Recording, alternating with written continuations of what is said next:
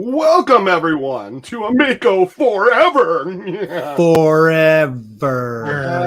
And look who we have here. Does this look very familiar, Forever. people? Sorry. Forever good. and ever and ever. We have Panda Sub 2000. We have the RetroBro. We have Retro Advisory Board. And we have Nick Geeks with Cash. Do I sound like why am I hosting a game show all of a sudden? And by the way, Nick is having something to eat.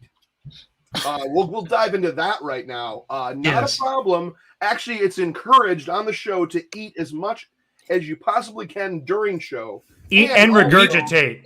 And Yes, also and then eat again. drink. Was that what I heard? We want to remind our audience. We want to remind our audience to stay hydrated. Take care of yourselves. Yes. Eat if you gotta eat. Yes. And since most of these streams start at 9:30 to like 10 o'clock at night, that means it's 7:30 to 8 o'clock my time. And I haven't eaten since like noon. Okay. So if you don't want me to eat, then either don't start a stream this late or cope with it. I don't care. And there you have it, folks. Your comments have been addressed. Welcome. Delicious. Welcome. Welcome and F off. You know, some constructive criticism in there, some less than constructive. Thank you all the same. I don't go for any constructive criticism here. What are you talking about? He's all diva. That's right. All diva all the time. You jelly yet? Oh my god. So jelly. Oh. Oh, this is great. Oh yeah, by the way, these black cherries are, and I know everybody's gonna rip on me because I'm drinking a White Claw. Oh god, that's gonna be another 4 videos about how Black Claw sluts. There you and go. you should be Look at drinking a Paps and tequila, and and the Right, tequila you can can't only cost drink more a than certain- $4 a bottle. Otherwise, you're just too hoity-toity for people. Well, I try to keep my finger in the air when drinking. And Pinky's up. It's important. You have to do it. I have Tab on reserve. I feel like we started with the bitter. We should probably move to the positive. Yes. Well, last time was all about seltzer, if you remember. It was like a half we did hour a lot of seltzer. seltzer Yeah, stuff. we did talk a lot about seltzer. We did. And you did Which get I'm like still not 900 the hugest views. So. fan of. I mean, I've been trying a lot of them just to kind of find a few of them that I like because I feel like it's a new product. May as well see if I like any of them. So I'm still playing around with that. And Water. just making Carbon. sure everybody's still Good. modded, right? Because I don't know. Probably. I know I am. Congrats on 400, by the way. I just saw that. Somebody had mentioned that, and I looked down and went, he hit Nice. 400 subs. That's awesome. oh, thank you. Yeah, Rab mentioned that. Yeah, too. congratulations. Yeah, that was like wow. Finally, Let's go. like I feel like it was taking forever, but it was pretty awesome. There you go, mod check. There's SGR. By the way, if you guys don't know SGR, you guys should check out his channel. He's pretty dope. I like him. He's a really cool guy. SGR Unleashed. What does Yeah, at least. SGR stand for? It's like ASMR, just Steve's less Game Room. creepy. Steve's Game. Oh, Steve's Game. Okay, that makes sense. Well, let's. Do you want to I'll start go sub positive right then? now. I like positivity. Let's start positive. Well, I know we're going to get into the Reddit stuff. I know people want us to talk about that, but let's start with we have the award that was just given by High Octane. Maybe I should do notes one time or another. Yeah, that was like 2 weeks ago, wasn't it? Something Yeah, like it was that. the High Octane Award for innovation. So something new, something innovative. So a lot of people were actually going, well, what did they get the award for? They're not out. Well, it's just the innovation of like, obviously I'm guessing the controller is probably a big part of that. There's not really any consoles out with a color touchscreen, basically like a phone built into your controller. So I think that's kind of what that was the gist about. But yeah, congrats to them. That's awesome. So What's it called? What's the award called?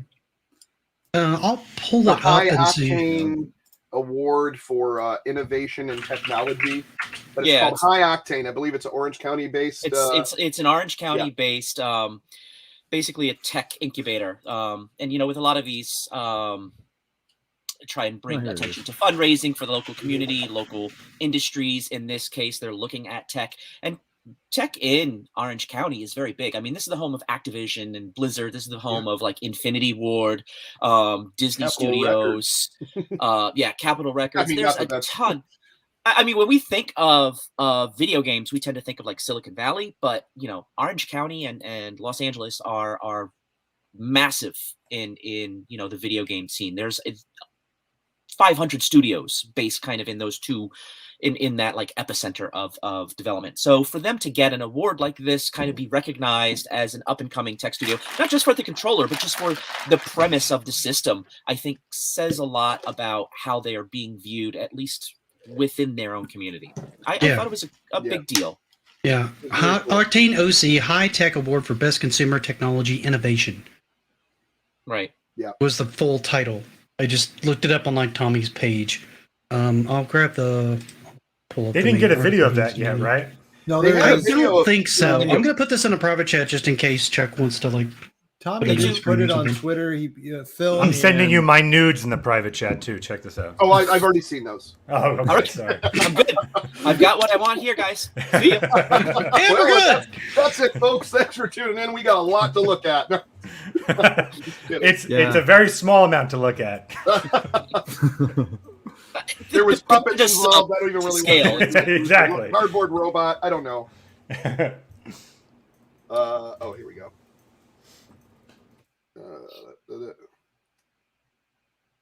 Yeah, here we go. I wonder if I can just open. We are technically challenged on our Oh, podcast. I'm definitely. We are definitely still learning about sharing. Share screen.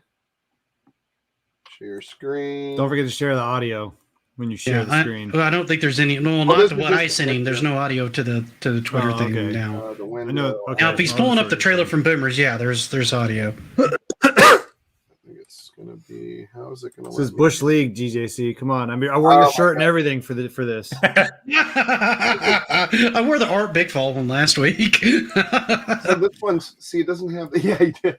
Let's just make it a tutorial video for him. It'll entertain the chat and give him an education. First, go to Twitter. Turn on your PC.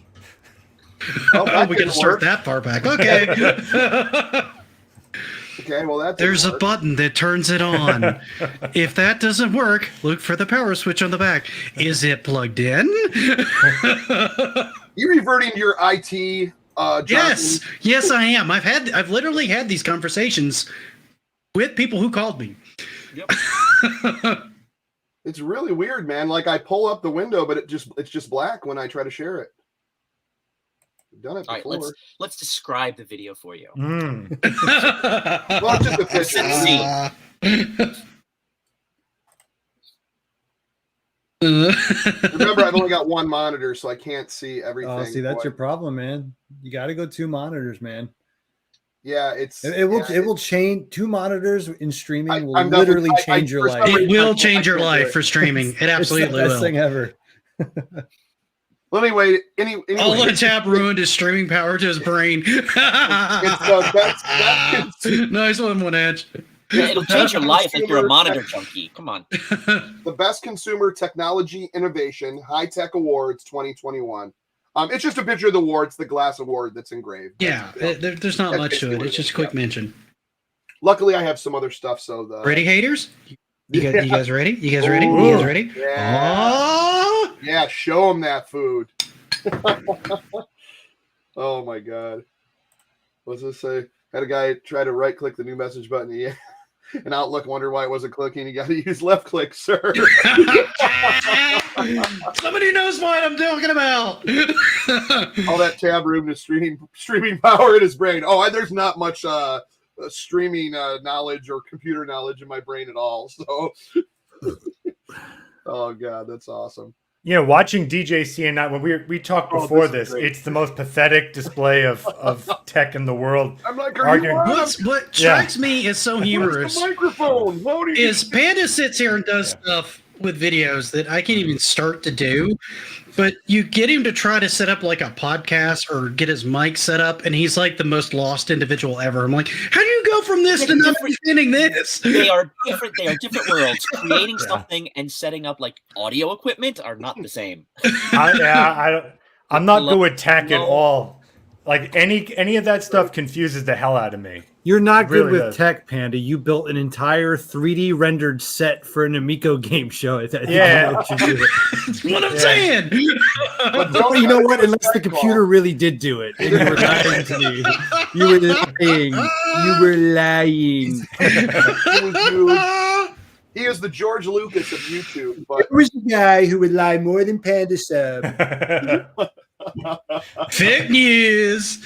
By the way, Cyrus is in chat now. What's up, Cy? what's up, gangsters? What up, Gangsters. Wait on. Hang on. I need a hat. I gotta get my hat going. Oh my God! Yeah, so that's a pretty good thing. So in real life, Wait, is your green screen going? I may have to put this on backwards for it to like be all gangsta. It is a trucker hat, so it's not very gangster. Yeah. Well, if you're driving a truck, it's definitely gangster. What is Oh, that? is this gangster if you're driving a truck? I guess Gangster, so. is I it don't just know if like it's a a heart? trucker hat. When is lunch break? Yeah. Oh, well, if you didn't miss it already, It's always lunch break. It's well, he was eating already. There you go, gangsta. There you Gangsta. Well, got the Fred Durst look. Well, that would definitely not be gangster then. But anyways, yeah, no. So back to the award. That's a good thing. So it's good in real life and not the once again toxic playground of YouTube. Television. You mean doing this pretty lunch well. break? Oh, there it is. This lunch Yay. break brought to you by Turkey Chili. But anyways, they had another awesome thing, which was, and this I actually have. We are going to show the Boomers trailer. So this is the Okay. reactions. Fantastic. I love it. Obsessed. I want to get one today, and he's told me he can't give me one yet. It's a good game. It was easy to just pick up and play. It was Very awesome. much fun. I couldn't believe how good the controller was. This is so simple. It was kind of like, oh, this was made for me. And I love that you can do it on your phone as well. Thought it was great. I've been waiting to see it for a long time, and I'm glad I finally got a chance. Yeah, me too. It's really a lot better than I expected. I love it. The controller is fantastic. The motions are great, very smooth. The gameplay is fun. I like the graphics. I love it. The Amico system's great. I love the fact that it's a very family-friendly game. The kids are loving it. It's great. It's easy to pick up because the games are easy to learn. Amico's really cool. I think it's interesting that, Intellivision has come back in 2021, and it's just really cool to see the brand is out there again. And television's coming back. You guys got to play Shark, baseball, all the classics, Astro Smash. Pretty intuitive right away. It's light, responsive. We've been following the progress of this. Being able to come out here today to try it hands-on was something we were really looking forward to, and we're really happy with what we're seeing. Anyone can come to this and just sit down and start playing, and frankly, that's the way video games should be. It is going to fly off the shelves. Everyone can play it. Like, it's across the board, it's an easy, fun thing to do that creates a lot of challenges and fun things to do. Seeing my wife play with the kids, I mean, that in itself is something that I would never have seen before. My mom never played video games with me when I was growing up. So having a console that's safe, friendly for kids, for moms, but even for dads, like as myself, like I would love to be able to play this with them. Amico! Amico!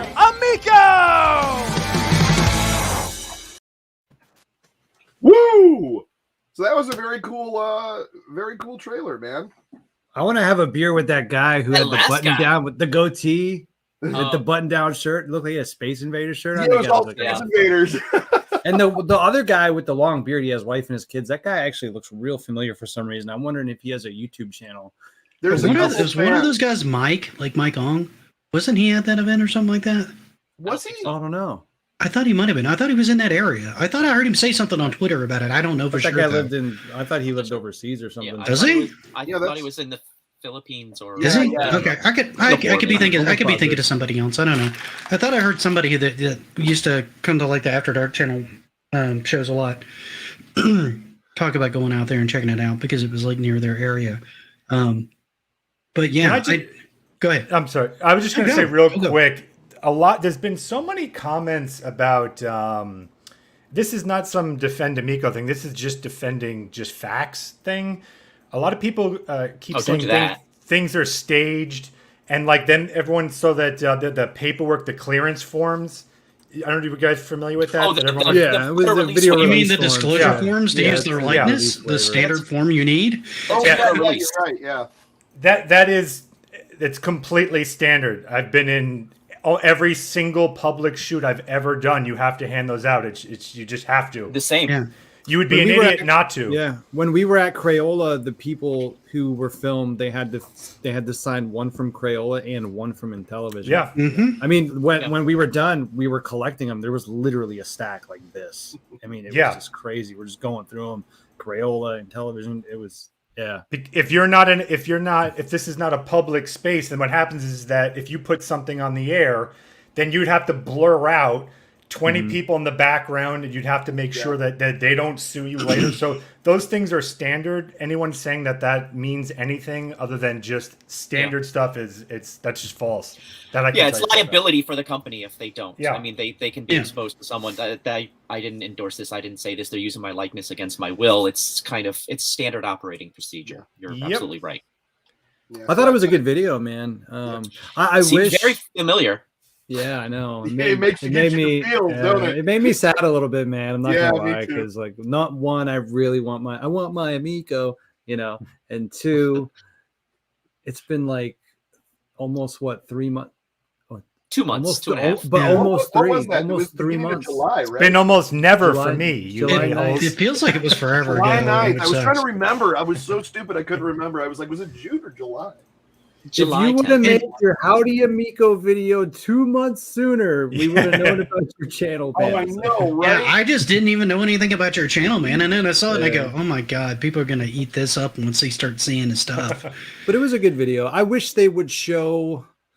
I feel like the Crayola event, they showed a lot more like gameplay. So I wish they would have showed a little bit more of that. I mean, because again, people are getting tired of seeing Astro Smash and Shark, and I get it. Even though those games are fun, and I know why Tommy shows those games at those events is because they're very easy. They're extremely easy, pick up and play. Mom can pick up a controller. 5-year-old Susie can pick up a controller. It's real easy for the family to gravitate to, but it would be nice if they maybe on the next video focus on some of like the Flying Tigers, the Finnegan Fox, stuff along those lines. I think they just need to put out like some updated gameplay on those is what they need to do, because the games that they played when I talked to Tom, because I talked to Tommy about this too, and he said that those are the games that people tend to get people the most engaged right off the bat that they have ready to go.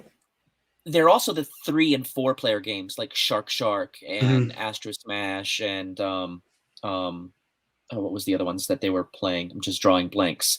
But you can put out something like Liar's Dice or Spades or some of these other games that might not be as interesting for children at a children's space, so that might not be the appropriate fit when they're thinking about a different audience for some of those card and dice type games, or some of the very much children type games. That might be a 2-player game. It might not be the perfect fit when you have 3 systems and you're trying to get, as many people to play and have feedback on this system as possible. Yes. I got the finger. I'm sorry. I take it all back. You're fine. You're fine. I was talking to Mike. He was here. I was just hoping to see more women, A, because I'm lonely, but B, I think it's a really good thing to have on cameras, to show more mothers, more daughters, things like that. Because I know that this is a console I think that would really call out to them. I think it speaks out to them. Yeah, that's one of the things I noticed on this video right off is they didn't really show a lot of kids on this one. They did on the one in Texas. They did for the one at the Crayola Center for the most part. They had kids on camera with like their moms and dads and stuff Crayola like that. was just a craziness. Yeah, on this one, it seemed to be mostly adults that they were talking to that thought it was great that they could finally have an experience that they could play with their kids. And you saw plenty of like side footage of kids playing the console and looking at the controller and seemingly having a very good time with it, which I have no reason to believe they weren't having a good time. Every time I've seen the Crayola Center all day was people like picking it up and going, this is better than I thought, or going, oh my God, this is so much fun. I didn't see anybody go, oh, well, this is like the worst thing ever. I never saw that at Crayola at any point during the day. I'm just looking at some of this chat stuff. It's just funny. Yeah.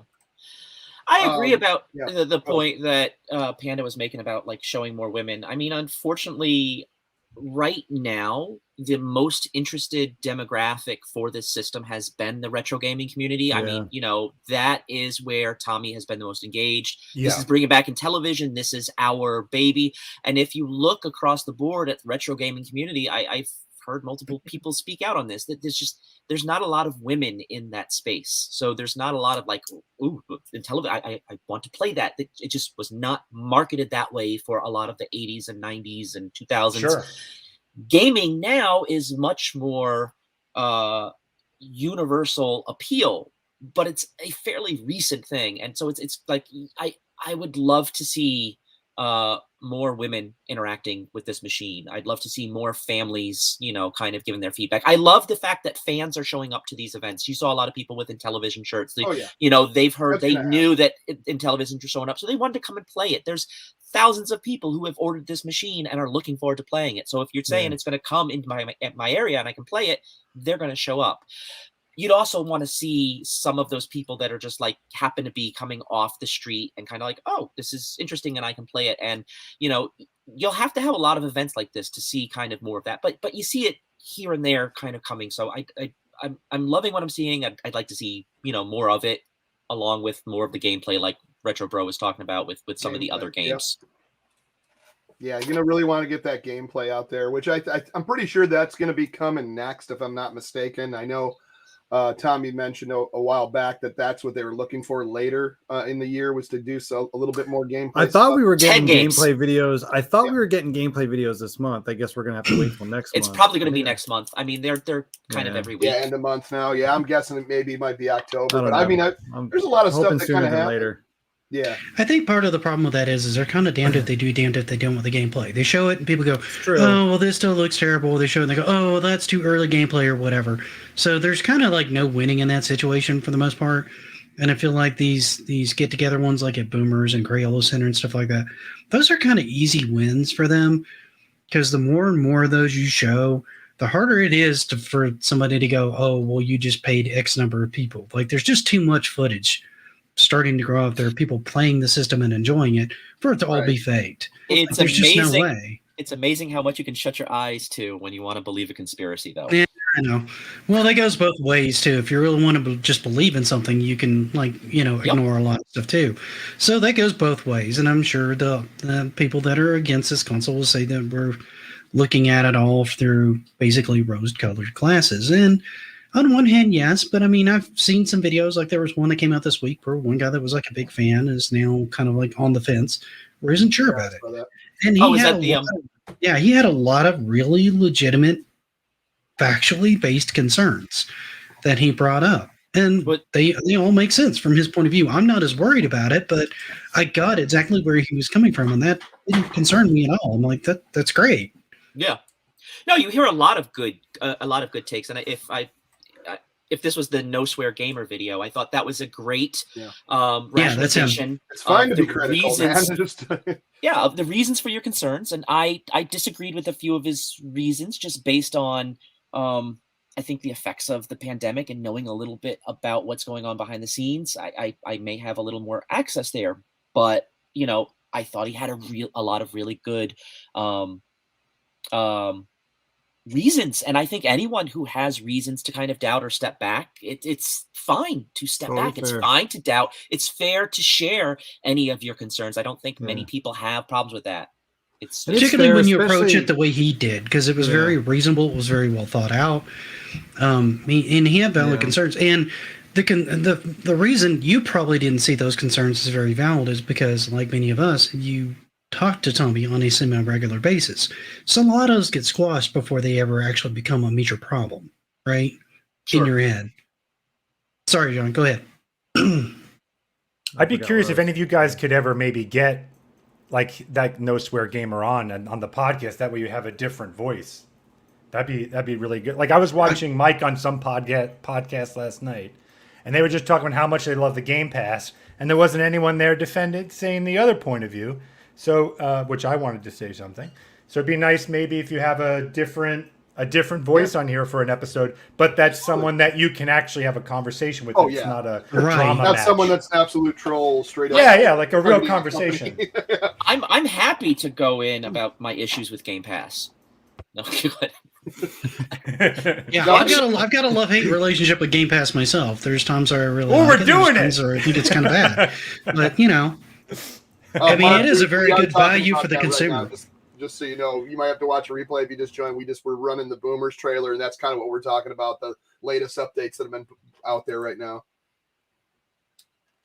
But yeah, I thought that was a really positive thing. Once again, it gave me the feels. Like I felt like, man, I wish I was like closer. I would have been out there to check that out and play again. And yeah, I think and once again, when they start doing this marketing, I think a lot of this gameplay or next video footage is going to be out is going to be towards the families. It's going to be towards the children. It's not going to necessarily be, you know, it may not be Night Stalker or Cloudy Mountain. It's probably going to be the Sharks, the Astro Smashes, you know, the Sesame family, Street, the Sesame Street, the Care Bears, the, you know. I don't think you should. I don't think you should show those games first, because of going back to what Rab said. I think he has to launch the system on the back of retro gamers and people who grew up with Intellivision. I think if he tries to appeal to that audience now, I think it's not going to do them any good, because what's the purpose? This console when they are able to get consoles out, they're going to go to Founders, VIP, and then hopefully pre-orders from GameStop, from Intellivision.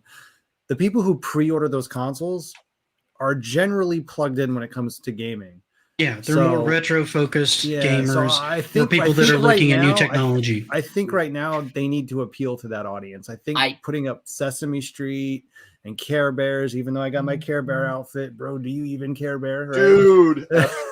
You know, like I know that think outfit. They need to, yeah, you got hugged by it, Rabbit. But I think I still had Care Bear fur in my suitcase when I got home. A little blue what really happened that night? Oh man, I had a headache. I didn't remember why. I had a lot to drink. I don't remember what happened. I'm going to respectfully disagree with you, John. Well, it's okay. You can still be wrong. I could still be wrong, but let me be wrong. Let me tell you why. Bible, hold on. Can we do that? I do want to hear why, though. I want to hear. Let me tell you why. So they are working their butts off, and we know they're paying a lot more than they want to pay for the components to get out this first 20,000 or so units, right? So we Tommy said they're paying, and the Founders Edition and all of the pre-orders that for people that have gone to GameStop or whatever and have their pre-orders, they will get theirs. So these are people who have game cards, have a $50 gift certificate, have a $25 gift certificate. They have some money for some free games. So Intellivision's not going to be getting a lot of revenue from those 20,000 people who are already interested in the console, who are going to be saying, like, yes, this is going to be great. They could do a lot of positive feedback and like, yeah, the system is great. It's not as bad as everyone's saying. You know, more retro gamers should be interested in it, and they should have this focus on retro gaming. However, that focus on retro gaming is not what has been bringing in the investors. That focus on retro gaming is not what is bringing in the interest, the strongest interest amongst this community that is supporting it now. They see that your real target audience is families, people with children. This system, any system, I mean, if it does okay with retro gaming, then Sega can say, you know, oh, you could build a cheap system and just throw on your games.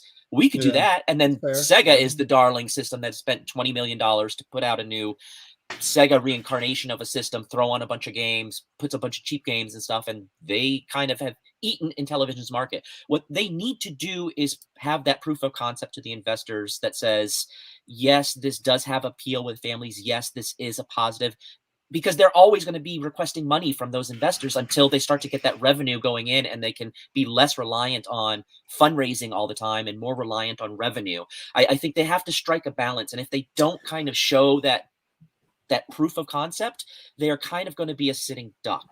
They have to pivot at some point. I agree to the extent that I agree to the extent that I agree to a degree, but I don't think investors are looking at YouTube analytics. You know what I mean? So like if they send, I don't know how releasing gameplay footage of Sesame Street next month is going to help them get investors. I don't see how that, because what's the purpose of releasing these videos? In my opinion, I could be wrong.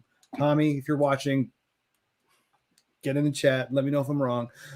In my opinion, it's to pretty much just keep the flow, I can't talk tonight. See, it's this damn White Claw. This is what happened. This is Chuck's fault. Dude, I'm already done, I'm done with one. I'm like, it's my opinion. Rab was right. Good. Yeah, but the idea to release those videos, I think now is to sort of keep the market warm, to keep the people that have their pre-orders feel good about keeping their pre-orders. I don't think it's about bringing in new pre-orders or new investors. I don't. You know. I agree with those 10 games that they want to, that Tommy's talked about showing more gameplay of, do extensive gameplay. Don't show it Sesame Street, don't show it Care Bears. But I think they also are, in addition to marketing to us on YouTube, they're also sending letters to their the emails to their investors, kind of a update on what's the progress and stuff. And you want to be able to show some marketing towards that. You know, to kind of like, hey, what's up with? I thought this was supposed to be a family console, and it's all retro games. What is up with that? That's some explaining too. That's so fair. it's And probably I think they also need new investors. Like, I think, like, even from listening to Nick talk when we had him on Amico After Dark, you always need investors. You always have to bring in revenue until you're selling a product, right? If not, then you start running out of revenue, and even to an extent after. You're right, Rob. You may need some revenue to keep it afloat until it can kind of become a self-sustaining thing, and then you can start paying back the investors and with stocks or whatever, whatever the agreed upon compensation is for those investors. Ferrari rides. I got a quick question. You guys can make it brief, and Chuck, I don't want to hijack your show. No, but talk, please. Rab, you mentioned keeping investors in the loop. Do you think that the team at Intellivsion should be sort of keeping the fans and people who pre-ordered their Amicos just as up to date as these investors? No. Okay, why not? If you put that sort of money behind the system, you're expecting a little more. What is the word I'm looking for? I just feel like there's been. You want more insight. I feel like there's been no updates. It's been too quiet. Extremely frustrating. Like it's been, and I understand Tommy's trying to be quiet on the social media front. I get that, and he's trying to get more money. They're raising more money, getting new investors, but I feel like there's been no progress. And now that's the perception. I'm sure there's been progress, but from a fan, it looks like they're at a standstill. I mean, and that's where. That way. Yeah, I mean, right here, just not to interrupt, but I just want to pull this out before the chat goes up more. You think any new footage will be shown on October 10th? I really think there will be. Yeah, I'm pretty sure on what would have been the release date, they're going to do something like that. I'm thinking maybe that's why they're taking this time right now. I'm sleeping that day. I'm skipping that day. I think October 10th is like a December. It's like another Intellivsion day. I mean, October 10th is that more day. like Amico, I don't want to be reminded that I could have been playing in Amico on October 10th. What I was going to say though, I think DJC was saying earlier, like you can't win for trying. Like if you show people the gameplay footage or the stuff in progress, they're going to complain anyway. I disagree. That's gaming in general, man. That's how gamers are. Yeah, I mean the general audience. People are going to complain one way or the other. So a lot of people are going to be excited about it. A lot of people are going to complain about it. There's going to be videos made about it regardless. And we pretty much proven by not doing Amico After Dark for a long period of time. It doesn't matter if you do anything or you don't do anything. People are still going to find a reason to say something, right? So you just only on because I said Game Pass. That's the only. I can't have my 5 minutes. There will be no Game Pass slander here, sir. You listen to me, Mike. Are we going full Game Pass slander? Foiled again. There will be no Game Pass or Sonic CD slander anymore tonight. I can tear Game Pass down almost as easily as I can. If he says I can slander Sonic CD, it's going to get slandered. It's going to get slandered whether or not you get permission or not. You can take it on the chin for what you show, but at least you kind of control what you show and you control the conversation.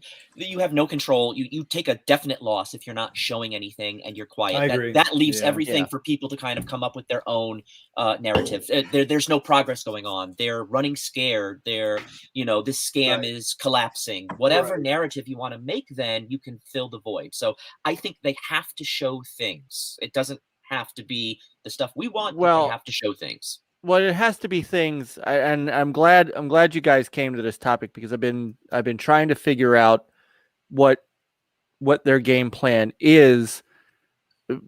And I think at some point the developers who are developing the games who thought that their games were going to be out in 2 weeks are going to have to show something because, we know this system was supposed to launch twice with baseball, but yet all we've seen is footage from last year, and they know better at this point. We've been through and we've been through you got to get MLB's permission and all that. At this point, they need to tell MLB, guys, we got to show some game. We've got to show that this thing is when we are ready to launch the console, the games are going to be ready to launch with it. And I think it's good for the investors too, right? Yes. Because investors see footage, they see progress, right? And especially if you're showing something new, like if you can show more on like Sky Tigers or another breakout video or something like that. Something that's not necessarily Astrosmash or Shark, because we've seen a lot of that. We're pretty well versed in those two games right now. Evil Knievel. Evil Knievel would be another good one to show some more on. Because they've shown one thing on it, but they've not shown a lot on it. Yeah, but I think we've seen it in person, but the general public has only seen like one 3-second snippet. We're all doing it. I think it's time. Sorry, needed an NCIS thing. There you go. Well, good enough. I mean, it's at least their glasses.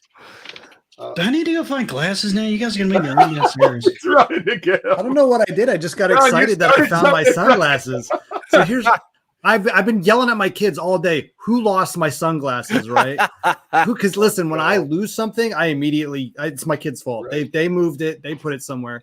So I come down here to jump on the show. I love them. Oh, those are great. I come down here to get on the fantastic. show, and my sunglasses are sitting right here on my desk. Because what I did yesterday when I came in from the gym. Nice. My sunglasses on my head, and then I sat down and did work, and then I had to go apologize to everybody. Very nice. Very nice, John. Good job. I'm going to start the my pants are off trend right now. Here we go. Here we go. I already started that, so you guys just didn't know my that. mild-mannered IT guy, Mike Mullis. By night. Oh my goodness! But you make a great point, Nick, in that we know that they're trying to continue to get investment money to at least get the opening consoles out the door. And maybe, and I'm speculating, I'm not saying I know anything, but maybe that's what's holding some people back from making those final investments is they don't know where things are. And Intellivision is not necessarily afraid to show, but trying to hold back maybe because they know they can't show too much because they're not going to launch it in October. But at some point, you're right. I think somebody sees all the finished games, and maybe that's the investor that says, okay, I see all the finished product. We need to get your console out the door. How do we get that done?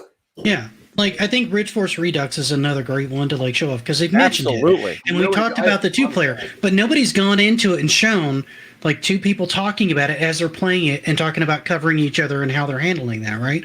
That's a great facet and an exclusive feature to the Amico that they could talk about that could sell a lot of people on that and going, oh man, I love shmups, but they're so hard. And I want to get my kid into them, but he can never get into them. But if he can play the satellite, that'd be great. And that could get them really excited about it. And that's the kind of thing that they talked about it a little bit, but it's so easy to forget about because they've not done like a real highlight video on it. And it's a great feature to tout, right? And there's at least probably a dozen other games that you could talk about that would shine the same way, right? They did that with Space Strikers, with the devs playing and talking about why they were doing some of the decisions that they did. But it'd be that's a game you don't get until you play it, because I was not sold on that until I played it. I think a few of us weren't. I got my ass kicked at that one, but it was fun. No, it was a good game. There's a lot of great games. I really think, and I think when it comes to like gameplay footage, I think they at this point they kind of got to pander. I'm gonna go back what John said earlier, like. They got to pander a little bit to the founders and the people that are really, put a big, investment into it or pre-orders, and show that Cloudy Mountain, show that baseball, show those, but at the same time, flip, 180 and also do, your families and the kid stuff and the shark shit. You got to do both, as far as because of what's happening. I think, I don't think, I think if it was like not the pandemic, there's no part thing issues, no screen issues, no nothing, and it was just launching, they could go right to the demographic they wanted to do. But at this point, they kind of got to pander to both. I think it's both the old school fans that are just been pushing this, as well as their demographic. Well, and the longer you delay this thing, the more important it becomes to have good communication. Like Pete's talking about, he doesn't really care about the investor side of things and that kind of stuff, right? But he wants more communication from the company as far as what they're doing, where the money's going, where this is going, et cetera. And showing people some gameplay or people playing it and showing where the development is on certain things is a way of keeping that communication open. And it's much like, and I know Tommy hates this word, it's much like running a Kickstarter. You have to give people updates as you're moving along with the project, right? So you've got investors, and while they're investors, they're not Kickstarter people that are expecting something at the very end. You still need to treat them and your public that's giving you their money on good faith of a pre-order, that kind of insight as to, hey, we're working on this, here's what we're working on. Especially now, because you've had multiple delays, right? And we're looking at like next year, and people's faith is starting to get a little shaky here and there. Understandably so, right? So they need something to kind of reassure them that, hey, this isn't a long shot here. You're going to get this. You're going to like it. Here's why. Yeah. I feel like on one hand, Intellivision has done a lot of communication with us. I mean, if I'm looking at Panic with the Playdate, if I'm looking at Analog with the Pocket or the Duo, if I'm looking at any number of these systems, we did not hear anything from Microsoft or Sony up until a couple of months before launch that they were actually on time for launch last year. There's, yes, when you take pre-orders money from people, you need to communicate, and I think Intellivision has been communicating. I think in one respect they've been over communicating, because you have Tommy making himself accessible to everyone who asks a question of him. So he's there kind of always, in the thick of it with the public. But yeah, people are worried about where the actual progress is, because there's so much doubt floating around with what's going on YouTube and Reddit and social media, as far as the pushback about what the system is and where it is, or where it could conceivably be, or is it a scam? Are they stealing your money? These are questions that aren't revolving around any of these other companies. And Intellivision has been sending out, they've been doing YouTube video updates. They've been sending out emails. They have updated, their investors and people who have pre-orders. I'm getting emails from them. I'm not getting more emails from Valve or from Playdate after showing interest in that or placing a pre-order. So I don't know. Yes, you want better communication, but I think part of this is just I'm going to interrupt you here for a minute, because comparing them to Microsoft or Sony, don't even do that. You can't do that. You can't compare them to Nintendo. It doesn't make sense. They don't have Before the you funds. finish your point. Before you finish your point, make sure you're eating while you say that point. Okay. Okay. That's fair. And secondly, where I want the communication to happen is on their YouTube page. I don't mean Tommy responding in Twitter and stuff like that. Their YouTube page needs more content. Every time you go to their YouTube page, it's pretty shallow content. Like I put out more content in a year than they put out in 2 years. Sure. They don't have that much content on there, dude. But they're putting out stuff about once a month. I mean, do you want them to just like talking videos every, like a weekly update for them? I don't feel like they're doing a video a month, dude. The last video I saw was this one video from Boomers. And it's been a couple of months since I saw a video. I think because there is an open-ended delay, like it's an indefinite delay. Let's just call it that, because that's what it is. I think the people who have pre-ordered, I don't want to seem like people are entitled, but they did put money into this. They did invest it. Some people have put money into it since 2019, I think, was when they opened pre-orders. But I mean, I think they should be updating those people who are invested. I mean, if it's you know, say like to just come out and say like, hey, you know, we're sitting within. It doesn't have to be like, hey, by the way, we're looking at January now. I'm not asking for that. Hey, we're sitting with investors. You know, this is our projected dates, what we want to do. This is what we're looking at. Just keep people up to date, because when it goes dark like this, it's like, you know, it gets worrisome. Right. What's going on? Well, and look at the Polymega, and look at all the I felt so bad for OEB Pete, who sat. I mean, thankfully they got them out. But for a long time, man, people were like Pete were like, where are they? And then you hear in the background that they lost their credit, that Walmart dropped them, and you're thinking Polymega's going under because they don't talk. And then all of a sudden, out of nowhere, oh, hey, we're going to ship, and we don't even know who they ship to, if it's available still to other people. We don't know anything. I agree. You need to do this at the very least to your founders and VIPs. You need to let them know that everything's okay. And I'm going to take it a step further, because we've heard that there are games that were put in what Tommy liked to call the phase 2, because he wanted to launch with a certain demographic of game. And so things like Cloudy Mountain weren't going to be a launch title. They were going to be, months later, because they wanted to say, I think that plan needs to go out the window. I think that, especially with you needing to get the Founders Editions out, needing to get the VIPs out, the games that you have sold the VIPs and the Founders on. I mean, I'm telling you, OEB Pete, I can pretty much take a wild stab that the idea of a Cloudy Mountain game sold him on the system as much as anything. I think it's time to rethink. Put out Care Bears, that's fine. Launch with some of the kid titles.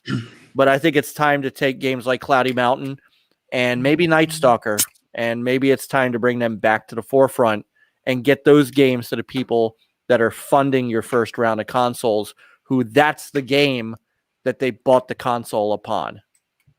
See, two things. One, I hadn't heard that Cloudy Mountain was phase 2. I had Andy, heard just that gotta Cloudy Mountain just start yelling at people. was something to be in that release window. So they have the launch games, and then you want to show like, boom, this is what we are. So this launches in October, and then mid-December we're going to drop Cloudy Mountain, was kind of the plan for that, so that they have big things to kind of sprinkle throughout that first 6 months of launch. Not necessarily a phase 2 game, but something that was going to be not on launch window, but launch window within a few months. Yes, the other thing I'm going to say, but I still think that needs to change. I think I think for guys like Pete who support the system from day one, who is in the same boat as we are, Cloudy Mountain needs to be on his Amico day one. Yeah. The other thing I'm going to say is, like, our perception on this is quite changed by the moment. It is a very quiet moment now, but like Nick was saying earlier, like, you put out a lot more videos than they have. They've put out 28 videos this year since their New Year's Astros Mass video. 28 videos in 9 months. That's not insignificant for a small company that's trying to put this out as well. It has been too quiet since the Crayola event. So I was about to say that's the biggest thing, because they were on fire with videos for a while. I mean, literally every week or every other day we were getting a video. So we had like a glut of videos, and then it went down to basically like nothing. This they went hardcore trying to get the system out. While they were really trying to get the system out, trying to meet that deadline, I was totally for that. That made complete sense.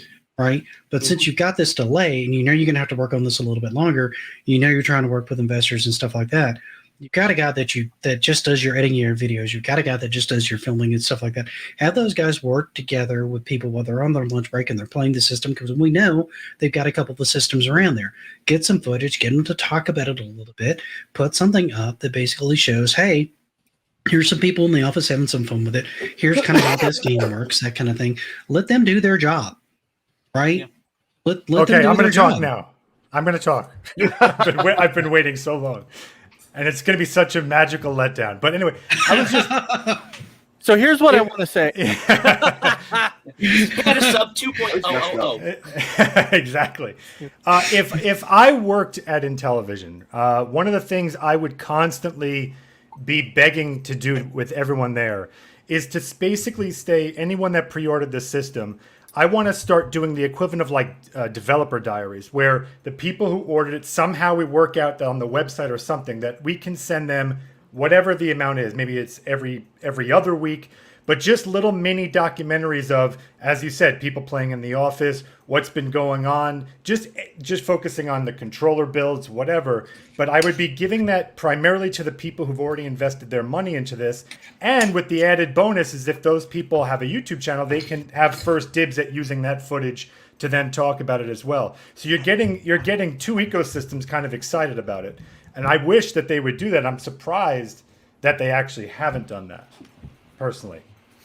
I don't feel like that was lit in at all. That actually makes a lot of sense. Yeah, that's great. And to piggyback on that, because I was looking at their YouTube channel at the moment, and I think honestly a couple of the best videos that they put out were Tommy walking around the office with his phone and talking to people and getting kind of, the Friday lunch tour, and he gave tangible updates about things in that video. We learned about their FCC testing. We learned about what they were doing with cornhole. We were learning about all of this stuff, and those I think are the most powerful videos you could put out right now. But imagine if those were directly to the people who've already put their money in it. And then, like I said, then the beauty of that is you feel like you're engaged. You feel like you're engaged with the company, and that the fact that you have those videos and they encourage you to then, put that out to the world via your YouTube channel, whatever. I think that really is a very helpful thing. And if I worked it, that'd be something that I would be constantly pushing. Did you guys ever see the Phil Schaefer Broken Age documentary? Unless no one knows what I'm talking about. All right. No, I don't think that is a great example. When Tim Schafer was working on Broken Age, which was a Kickstarter project, they were making a documentary and they would release that to the people who had put money into it. And it became a huge successful documentary. And it was also a great way to engage the people who had already put their money in. And that game was delayed for like 3-4 years. So much longer than this thing. I'm so confused. I thought you said like Paul Schaefer. I'm thinking like a David. I did. Yeah, I didn't mean that. Yeah, no, Tim Schafer. I'm sorry. Like behind the scenes, finding pencils. That's a good point. I'm just watching in chat here. People talking about anybody losing money. You have a 100% money back guarantee, if you will. Like you put $100 down for a pre-order. If you don't want that, you can get your money back. You're not. No one has signed up, and to. Yeah, if you invest, then you invest. That's different than pre-order. Yes. So I understand that. I know people are saying, trying to get your investment back. I don't know. I don't know how that works as far as I don't. So hold on. He invested $250 into it. Okay. So how did you invest $250? Maybe through. He might have done it through Republic. He might have done it through Republic was $1,000. I think Republic was like $2,500 minimum. Republic was $1,000 minimum. Yeah. Was it? Yeah, it was 1,000. So I'm not sure where the 250 was. There was no option to invest 250 anywhere. All right. So what's up, Anubis? I mean, come on. If we're talking about, as Chuck said, if we're talking about the deposit, you get that back. And if it doesn't, first off, let me also say this. I don't think at this moment that the console is not coming out. Right. I think it's coming out. I don't see. It's not like and I go back to that Friday lunch tour video with all of those people, all of the people that we've talked to, John Alvarado, Nick. I can never remember his last name. Nick Richards. Nick Richards. Thank you. Phil Adam. Don't forget Phil about Adam. No, I was just saying Phil Adam. We have talked to these people. We have now seen the people that work at their office. We know that they have an office in Utah with another crew. So it's not like this is Tommy Tallarico all by himself trying to sell a con. This is not Soulja Boy. All right. This is This is a true company trying to put out a product. I don't think with people, by the way, can't take you seriously with those. With like right, with a couple pairs of those wrapped. They're in the backseat of my wife's car. Guys, they've got a board. Okay, so that has people. Yes, that have people like Dave Perry on that board. I don't believe for a second that they're just going to one day say, well, you know what? This was a nice try, guys. Sorry. So, and then shut their doors. Not on Intellivision. They have too many people invested to turn around and just say, no, we couldn't put anything out. Right. You got like over 60 employees, I think now. Like over 60 employees. Yeah. I mean, that's a lot of people's lives at stake to just go, meh, whatever. I don't think that's going to happen. No. What I think is going to happen is I think I said this somewhere else, but or I said it privately, between us.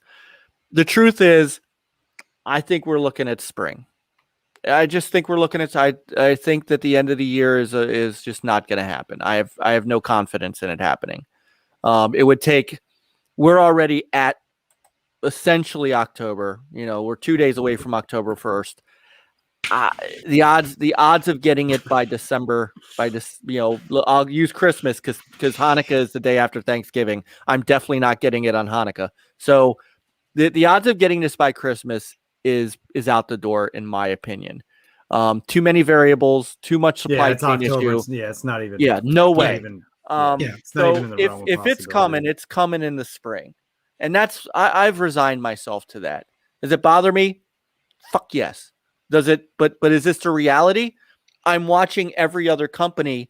I know we're not supposed to compare, and I'm not comparing to Microsoft and Sony. But let's not forget, they can't get consoles into people's hands either, and they're the two largest companies on the planet. I did see a Series S. I saw a Series S at Staples the other day. I was blown away. I couldn't believe it. Yeah, I was like, what? It's like they're like freaking unicorns. So that's not the only thing. Controllers, like even 8-bit controllers, were a couple weeks out. Last time I looked, I ordered go on Amazon and try to get a Raspberry Pi 3 right now. Yeah, I ordered a hitbox from Junk Food Arcade, and that's not set to ship until November at the earliest. Like, so it's hitting everybody. Like, if you're not feeling it, then you're buying old dated hardware that's just sitting on the shelf somewhere. You're not buying something that's being constructed that's new. Can you pull up? You're just not. Can you pull up Pete's comment about the founders by Christmas? Actually, I agree with this too, because I think that would be feasible to get founders out by Christmas if it's he said if we don't get founders by Christmas, then yet another comms mistake. They should never had said that in a letter to the people. This is where I love Tommy. Tommy's my boy. This is where Tommy sometimes talks ahead of himself a little too much. He will say things that he wants to do, and maybe this is just a boomer thing, right? Because he doesn't quite understand the internet. But when you say something on the internet, people will hold you to that. And this is what happened earlier on when people want to say he made promises, which I don't think they were promises. They were things he wanted to do. And I agree with Pete on that. It's like they've got to start giving information without trying to make promises or make things. And that was the thing they said in the last delay videos. We're still going to try and get pre-orders before the end of the year. You shouldn't have said that. Do you think he's kind of like Peter Molyneux? Once again, I think they're trying. They said they were trying their best. They didn't say they were absolutely going to do it. I'm going to go on record as saying, because I've said this before, they need a PR person. Communication needs to go through a PR person. And I love Tommy, and I love the access we have to Tommy, but Tommy is not a PR person. He has never been a PR person, want to be a PR person. He's a people person, but he is not a PR person. They're very different people. You can wear it on your sleeves person. Yeah. That is not public relations. That is public emotions. That's different. Yeah, and I get it. I do get it that his passion comes out when he talks about it, when he wants people to understand that he's serious about it. And nobody really that was that really sees him for the person he really is. Nobody discounts that. But I think and I'm looking for the email because I want to make sure that we understand. I agree. I agree. What the wording is. While you're looking I for that agree with- email, I Anubis, agree with Anubis, Anubis, were you not listening to the last 5 minutes of the conversation where we were just talking about a chip shortage? Anubis, Did you just like mute everybody and we're all just going? Stop! What Are you're you doing. serious? Anubis, just go onto YouTube and put in Qualcomm and chips, and the video came out like 3 days ago. The head of Qualcomm, who was making their chips, has said they have no chips. They are out. Every line that they have is shortages, and Well, they don't see an end to it until 2022. We were just talking about this on Gaming from After Qualcomm. Dark. Gaming After Dark last night. Let's also add to that there's power outages going on in China right now that are affecting supply chain and manufacturing. And like Lance says right here, overseas boats are lined up outside Los Angeles, Long Beach, where I used to live. Yeah, I saw waiting to that. unload. Yeah. Harbor Masters local news saying they'll catch up next summer. So there, you talk about a year and a half, and I'm going to babble here for a second. Talk about a year and a half delay for the pandemic, and we're still kind of in that kind of delay. And then stuff like this, and you're wondering why the underdog console manufacturer can't get their console out on time. Like, give me a break, like they're trying their best. They want this to come out. They want to make money. The investors want to. Everybody wants to make money. It's not like they're trying to scam anyone. So I'm sick of hearing that, man. I'm just babble over. Yeah. Now I'm gonna back OEB Pete up on this. So here's the exact wording from that communication. In spite of these supply hurdles hampering our ability to fill all orders, we are focused and determined to deliver pre-ordered units by the end of the year. That's not a hey, we hope. That's not a we might. That is a we are determined to get these out. That is, in hindsight, I would imagine that is probably a statement that they didn't want to make. I can understand it is. So now go ahead. Was all that said, we live in a world where reality trumps people's feelings, and so as upsetting as it is that we're not going to get this thing until next year, which is what I believe until I see otherwise.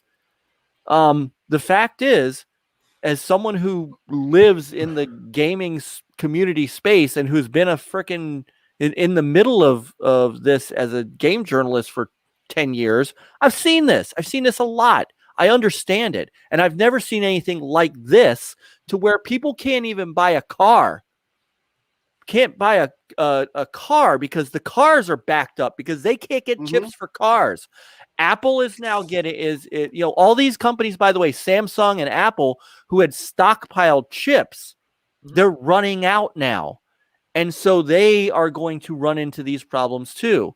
And so in television, as much as we love them, the one thing Tommy says that is absolutely true, all these companies are up here.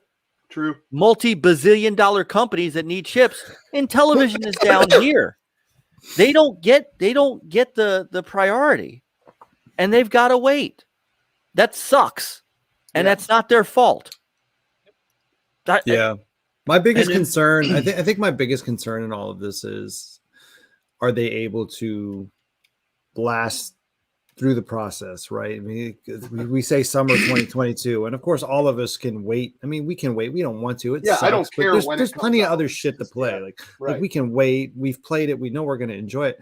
My biggest concern then becomes, well, can they even last that long? Because again, they're still pre-revenue. They're not making money, which means they have to just continually raise money off the backs of investors to just stay afloat to get the launch. And then probably, oh, by the way, they still might lose money on launch depending on what they're getting parts at. So my biggest concern is like, can they weather the storm, man? Yeah, I laughed because you basically said blast processing, and Anubis caught it too. That was great. Yeah. There'll be no blast processing slander here tonight. You said, can you blast through the process, and I immediately went to blast processing. Look, they have made it this far with making relatively few sacrifices. you know, when you're working with a small company like a startup, you have a lot of options on the table that they have not really explored. Painful options. You know, they are bringing in investors, but investors don't really have that much say in the company. It's not like you can invest your way onto the board.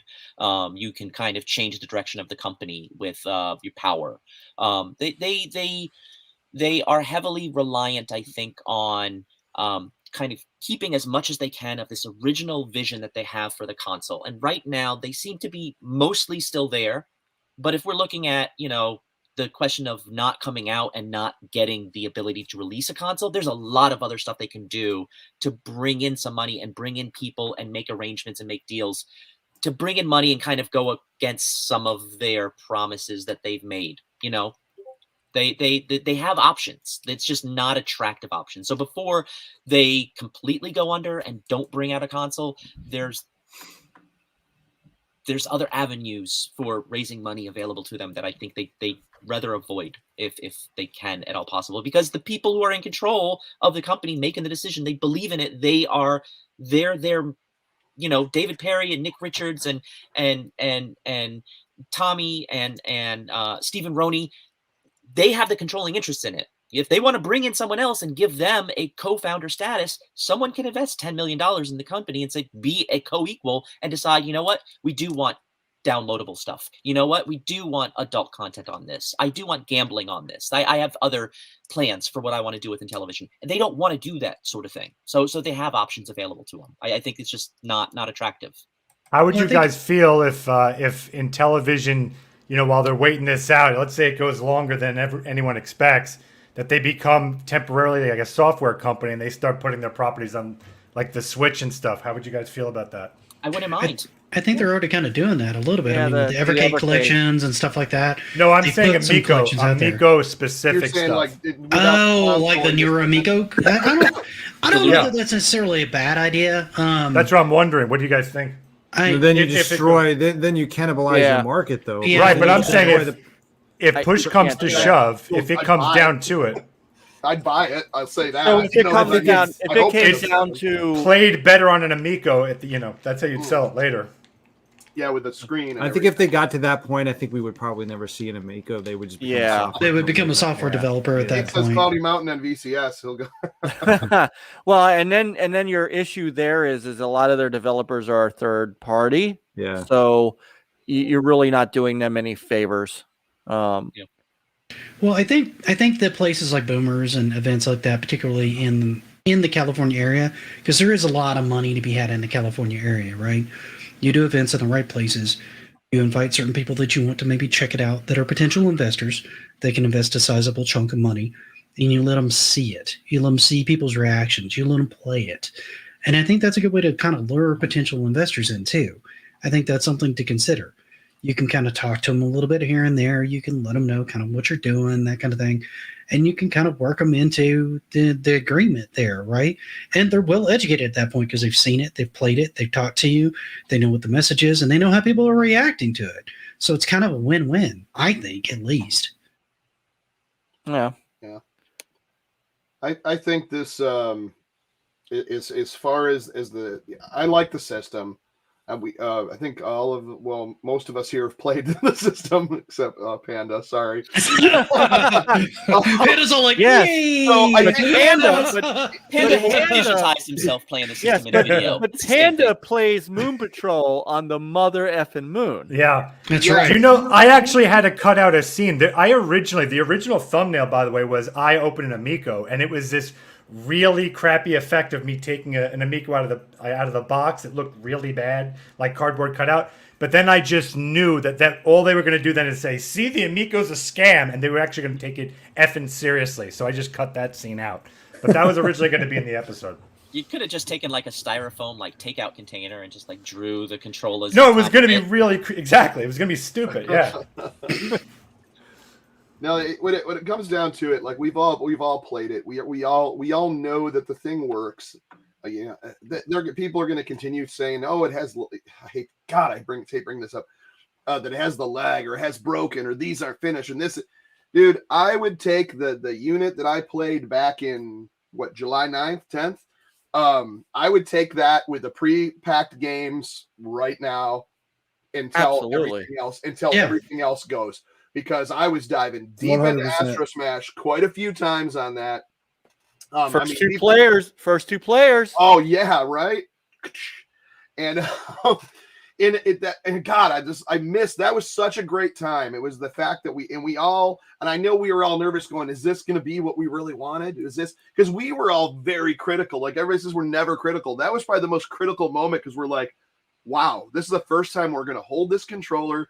This is the first time we're going to see this system. What if it's like shit? And we're like, oh fuck! Right. What if everyone's mind? You know, like I don't care who. Even as a fan, I was like, I'll just deal with it and go. You know, what if Seth? It wasn't what I hoped it to be. Right. What if Seth gets up there and he's like, he doesn't like it? So, right. He's like, this is not my iPad. Right. And it ended up being what we wanted, if not even a little better. I thought like I thought the controller was better than I thought. I thought it'd be heavy, bulky, weird, hard to control. It because it was an Intellivision controller, but the thing was awesome. I thought that the technology on the controller, the build and the quality of the products were good. I thought they were fantastic. And those were dev units. And then I think one of them was I think the Glacier White was the newer one. But as far as the product is solid, man. Like if I had money to invest, I would invest, man. Like, because the product is solid. It's just the shit circumstances, the hate talking and targeting of the friggin' Intellivision company and trying to just infiltrate, whether it be chats, whether it be other websites, whether it be the forums that I don't know shit about because I'm never on this Atari Age and Reddit. I mean, I think I'm signed on there, but I don't know how it works. We don't know how to use it. Me and DJC are. Yeah, look you saw me try to share a video, right? Whenever I go on Reddit, it tells me I need the app, and I just X out. I'm like, yeah. We didn't see you try to share a video. When it comes down to it, and I'll stop babbling in a second, but when it comes down to it, like the product's solid, the product is real, it needs to come out, and they're having a hard time because, first of all, worldwide pandemic, second of all, shipping and manufacturing issues, and third, parts and chip shortages, screenshot, whatever it is, man, let them do their thing. You're gonna get a quality product. If you're afraid of not buying one, don't buy one. If you put a deposit down, you're like, I'm done, then get your money back. It's easy. No one is getting scammed. Rant over. And honestly, this is the silliest argument. It's like, well, I've dropped $200 in pre-orders. Get your money back. Well, I'm not convinced it's going to be a good product. Well, wait till it's available, right? Right. That's what I'm doing. Eventually, it's going to show up in a store somewhere in some sort of kiosk or something. You're going to be able to try it out. I mean, that was always kind of the intention, is to be able to get it in people's hands and let them make their own decision from there. None of us are saying, oh, no, you have to go out and buy 10 Amigos, otherwise you're just a troll. No. Spend your money how you want to spend your money. If you're not convinced on it, wait until you can get your hands on it. Wait till you see more on it, and then make an educated decision on it, because it's your friggin' money. Speak for yourself, Nick. That's my argument. You need to buy 10 Amigos or you're a troll. Yeah, don't try to save me from buying this console. I'm all in. Yeah. I love that. I'm trying to save you all. Yeah, you're not saving anybody, man. You're not saving anybody. Come on. It's a plastic box that plays games. If it comes out and it's fun, that's fine. If it's not, if it comes out and it doesn't sell that well, hopefully the launch games are enough that I enjoy playing it for like a couple of years. If I get a couple of years out of it, I'm happy. Right. We're all the good guy in our own narrative. I mean, you just have to understand that when they're saying like, "Oh, I'm just trying to save you," you're trying to make a justification for why you're negative about it. It's, you're not interested in it. Okay, I got it. You don't want other people to be interested in. You've got a case to make. Okay, I got it. But I'm trying to save you, save the investors, save this from getting too far, from being a bigger, disaster than it possibly already is. It's sort of we don't need the cream on it. It is what it is. Yeah. Anyone trying to convince somebody else that it's not for them, those people should never be taken seriously or listened. But there's so many other things that you could be saving right now. Our world's on fire. Please save that instead of the console. Thank you so very much. Yeah, I'd like there to be a world around to play my consoles in. It's Right. sort of important. The world kind of has all my stuff in it. You know, you're already on social media. Just try and make our social media a little bit better. That'd be helpful. Oh, that's never going to happen. Yeah, it's not going to work. You can't put that genie back in the bottle. Everyone can do a little. I don't know. I still try to tune all that out, and unfortunately it's even gotten to the point to where if I go to somebody who I like and I watching a live stream and they start this nonsense, I turn it off. Yeah.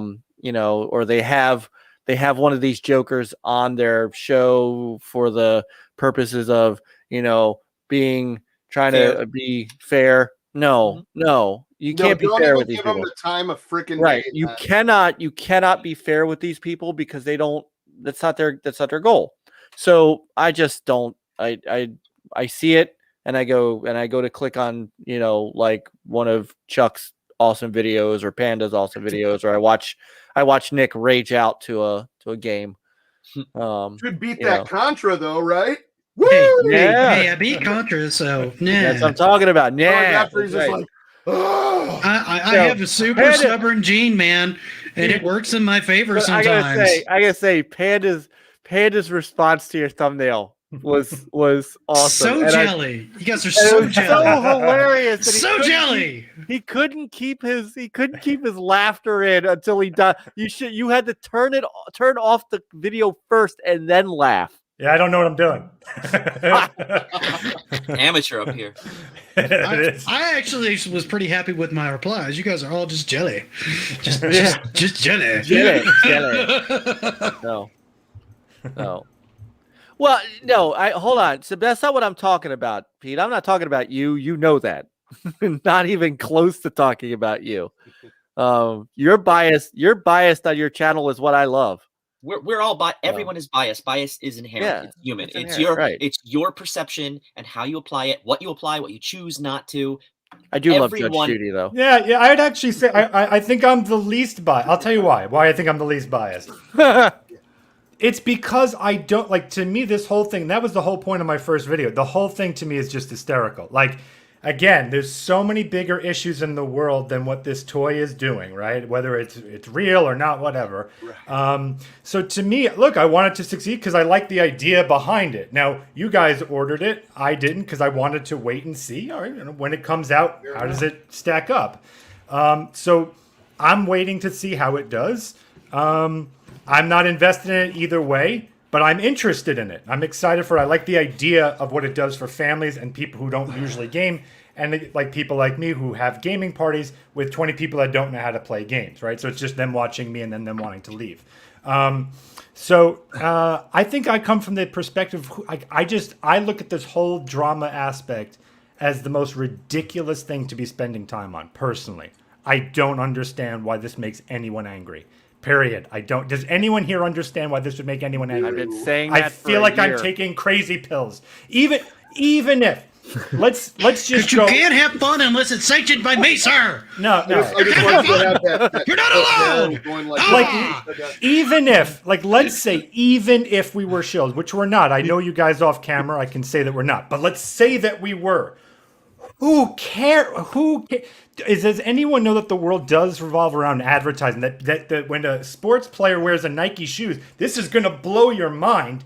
Doesn't actually necessarily wear that shoe off camera. Like this whole thing is ridiculous to me. You mean Jordan doesn't just exclusively wear Jordans? Are you telling me there's not a football team in Europe called like Peloton, Reebok, FIFA, whatever?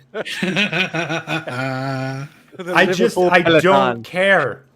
Does anyone care if the angry video game nerd is selling something? Who cares? Skip it. People care. They really do. They get Why? really upset about it. That's like being angry at someone for accepting a paycheck at what they do. Why? Who cares? As long as they're not saying this is my honest opinion and then they're lying because wait, you guys get paychecks?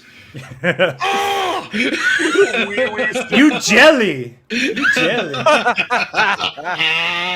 I still get an envelope filled with dry pepperoni and provolone every month. So A 1-year supply. The Jelly of the Month Club. That's why I just want everyone to get back to the fun of this. I mean, I want everyone to get back to the fun of the system because not to do this, but I've been saying that for a year now.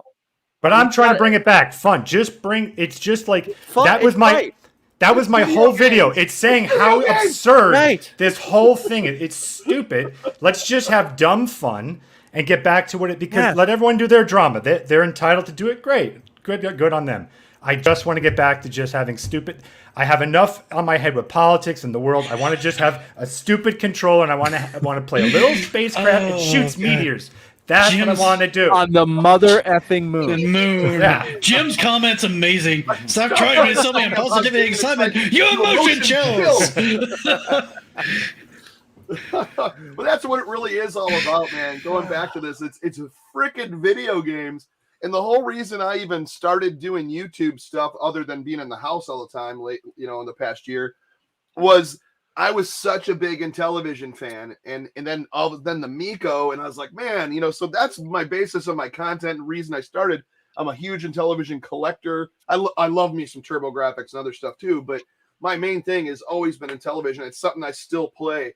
So when I see this Amico, I legitimately, people will go, this guy's just full of shit, but I'm not, dude. I'm legitimately happy and so into talking about Intellivsion and the Amico. And people go, this is such fake. Why are you guys? I am not getting paid. I've bought every shirt and hat that I have. I've never been given anything other than the Crayola event. I got the controller holder and the bag. Wow, we were all paid off. And a lot of totally paid off. By the way, it wasn't like it was exclusive. I haven't even got to play the damn thing, so I don't even know how I'm getting paid. So I got Jack. He just trusts us. And guys, I've met Chuck in real life. He's like this all the time. Yes, he is. Chuck, he's always like this. Yeah. Don't you remember our cult prayers? Still the greatest video. Yes, this is. We have been totally shilled. Yeah, look at this. We all got this. What this is. See, what people don't know is what this really is a secret communicator back to Intellivsion. And whenever we need our cult leader, we just do this and he appears. So can you bring up Tommy? No, Tommy.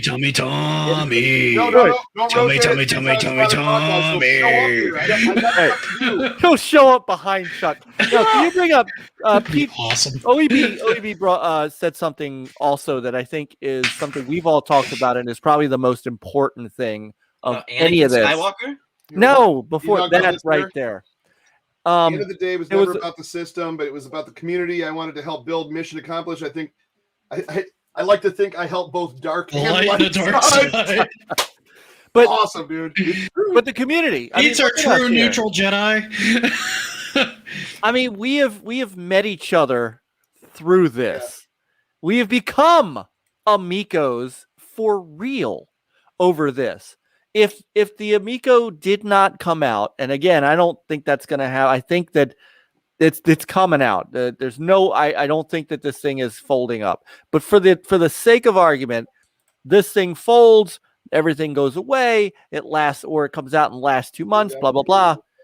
We built this together, and we have this together. And I met an amazing group of people 2 months ago. Yeah, and I've met guys like Panda, who I will meet one day in person, because that's what we do.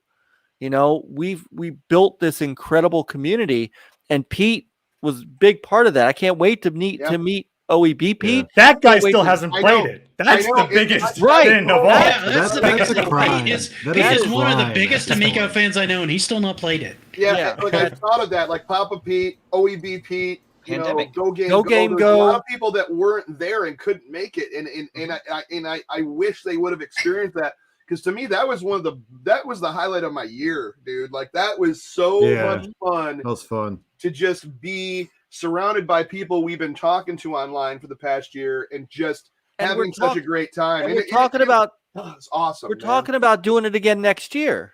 Oh, and we don't even know. We have no idea if the Amico is going to exist next year. But we're talking about getting together. We're gonna bring our flashback. We'll be fine. I'm good with that, dude. I'm good with original. You know, and it won't be in my 90-degree basement. Dude, I'm telling you, I'll host it. I mean, John, if I hadn't met John, I wouldn't be here today. You're rocking these guns. Look at this. Guns Look away. at this. This is. I was going to say, like, Mike, I actually haven't been on screen with you for a couple months now. And I've noticed, because, usually I see you on my cell phone screen. So I'm watching you. Yeah, I was a lot. But there's huge difference. Like, I look a lot leaner. Yeah, and a lot of that was, I remember what I said coming to Crayola. I was, at the time, I was in my 220s, and I said, when I come to meet you guys, I'm going to be 200. I came to Easton 3 pounds under that, and now I'm sitting at 180. And a lot of that, and the Cabo, whatever. What the hell was that again? I could never remember that. Brad brought all the things that were like supposed to take us to an early grave. It was amazing. Yes, Casatel. That was the most beautiful thing I've ever eaten. But my, I met John over Amico, and John was a big piece of my inspiration to get to where I am from a health perspective. So this whole thing has blossomed, and it all, honestly, for all the bullshit, and this is what I try to stay out of it from a public standpoint, but it hurts my heart. That Kotaku thing, and I don't want to dive into it from because we've discussed it to death, but I will tell you, it's a respected article. What are you talking about? Kotaku is a wonderful, fantastic website. The Kotaku article and the subsequent nonsense that's come from every time you say it. Frank's blah, blah, blah, from the and all those guys hurts my heart, because Tommy is the catalyst that brought me to you guys. Tommy's the reason that OEB Pete was in my chat that night last January. And from OEB Pete, spidered out to all of you guys. And here I am, hanging out with you guys. We've met, we've talked. I've come to know Tommy. Tommy left a lasting impression on my kid. He still loves that picture that I took of him handing Seth that backstage video games iPads. Dude wore that for days. He's talked about, this is the lasting impression that a guy that has been dragged through the mud from people who have never met him, don't know him, don't want to know him, and just and wanted to destroy him. Yeah. That hurts me from a personal level. And I sometimes it's hard because I want to get in there sometimes, and I bite my tongue and I block and stuff like that. But there have been times when, you're hurting a friend of mine, and with some serious shit that honestly has gone beyond the belt, beyond the pale. Not to mention the employees at the company that have a job to do. Yeah, that's the real victims. Absolutely. Yeah. That's costing. And we're not even talking to like even a quarter of them. I mean, we have like maybe 3 or 4 that pop up on stream sometimes. And but I mean, there's like 59 to 58, 59 other people there just walking in and doing their job, right? And trying to make a paycheck. Just as vibrant and happy and positive and just wanting to put this out just as much as anyone. I mean, how do they feel when they look at all this trash troll shit, that's on the internet or on YouTube mainly? When they're calling him a white supremacist. When they're calling him a white supremacist. How does that? You're right. And it's on purpose. It's done for a target. And again, it's cancel culture, man. It's cancel culture. It was And I'm not saying that I know anything. I have no information, so don't hold me to anything. But I can't imagine that hasn't cost them money. Dude, the white supremacist thing cracks me up mostly because he was interacting more with the level 857 guys than he was with Yeah, anybody. yeah, during but the that. definition and of those white are great. supremacy Those are is great very guys. different. Don't get me wrong, but I mean, really, you're going to call him a white supremacist? I saw him hanging out with them. Yes, they like, will all night, laughing and having a great time. Yeah. He's an Italian.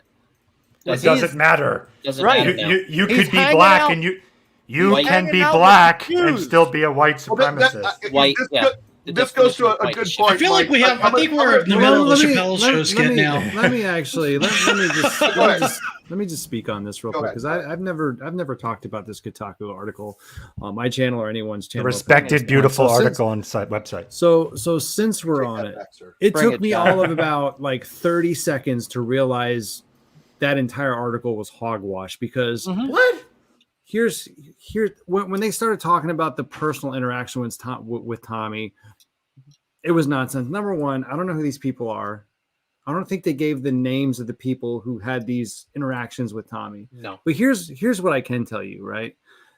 I only have my interaction with Tommy to base my judgment on, like how I interacted with him. And I've dealt with very shallow people in my life. And Tommy is not one of those And it just people. raises his hand. The man spent time and came into my home and interacted with my children on a level that I haven't, and my family on a level that I haven't spoken about on my channel. You guys know what I'm talking about when it comes to interacting with my kids and my wife and everything. And he built a relationship with my family members while he was here. And that's not the person in that article was not the man in my house. No. Was No. not even close. And for the So record, you I don't see a didn't- lot of multi-millionaires walking into the average Joe's house and making friends with his kids, his family, his wife. And I didn't even finish, I didn't finish the article because it was bullshit. Oh yeah. And There's I knew exactly what it was, and I knew what the agenda was. While and- he's talking, Chuck, can you put this picture up? That's my boy. That's a great picture. That's my boy. That's great. That's a great shirt too. I And like you that know shirt. what? Yeah. And you know what Tommy came up to me said later? He said, because he knows Seth is autistic. All right. He said, "Hey Mike, Seth was great all day." He said he'd come up to me every once in a while and say, "Hey Tommy," and I'd say, "Hey Seth," and he'd turn around and he'd walk away. That's all. He at no point did he say to my son, "Go away, I'm busy," or ignore him. No, He just not at all. Seth came up to him, which he does to everybody. He just walks up to people and says, "Hi," and Tommy every single time said, "Hey Seth," and then Seth went about his business, and he gleamed at this. I mean, and Tommy, at the minute we got there, Tommy stopped what he was doing, walked over to his bag, got that out and said, "Seth, I got something that's going to make your dad jealous," and went over to him and gave him that. Stopped what he was doing the morning we were setting up for the event. So don't tell me that this guy is anything but an incredible human being, a great guy. Yeah, you're right. He runs his mouth a lot. He's a Massachusetts Boston 80s guy. But I have never in my life seen what these people claim he is because they don't want to know. Sorry, John, go ahead and finish. Go ahead and finish real your- fast. Mine's going to be just 2 seconds, real fast. Again, not getting into politics, but it's just so strange to me that when people talk about movies, that they don't go into the background of of Hollywood and how those film studios are run. I can tell you, it's not nice, and I can tell you things like companies with a little Mickey Mouse, a mouse character, that there's some pretty dark stuff back there too. But for some reason, they get to review their Marvel movie and they don't bring that stuff up. So this is clearly an agenda. It's clearly an attack piece. These same people that bust your guys' balls, I see them review Marvel movies and I see them never bring up any of the stuff that goes behind the scenes. This is clearly an agenda. That's all I can keep saying. If you're gonna do something, at least don't be a hypocrite.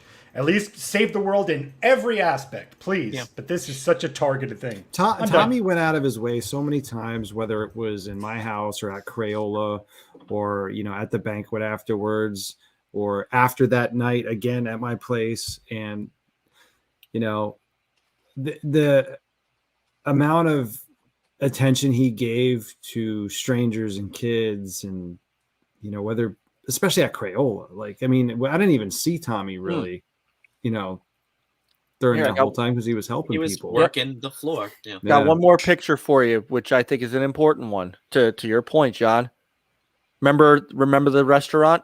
Yeah. Oh yeah. Where's he? Do you have the other one too? Let me see what else I've got. I mean, he was all over. He was all in with those kids. But they're going to argue that he's going to be nice to you guys. Oh, that was all fake. Yeah, that was all fake. He's going to. That's what they'll say, is that of course they're going to be nice to you. You're the ones, in a sense, advertising it. Yeah. You know, but you know, he's in there with the kids.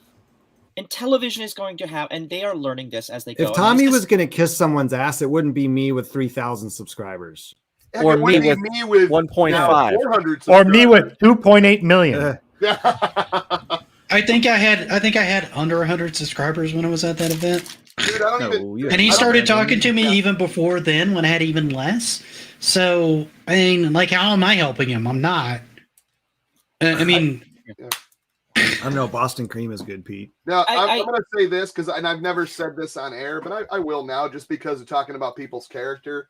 Like when the whole jaw dropping, you know, we laugh about that, but like when that whole that channel, I'm not going to say it, you know, happened and everything. Like Tommy called and left me a voicemail, and he literally legitimately was like, "Dude, Chuck," or like, "I'm so sorry, like like this shit's happening, you know, what is it? I'm sorry, you know, like we're the ones that put you in the video," and you said, and I was like, "Dude, I used to do music and get shit on in comments and shit like that back in the day." I go, that doesn't bother me. But the fact he went out of his way, called, left a voicemail talking about how he was sorry and hope I'm doing okay, and that didn't get to me, of all the shit talking that was going on at the time, which it doesn't at all. Nothing bothers me.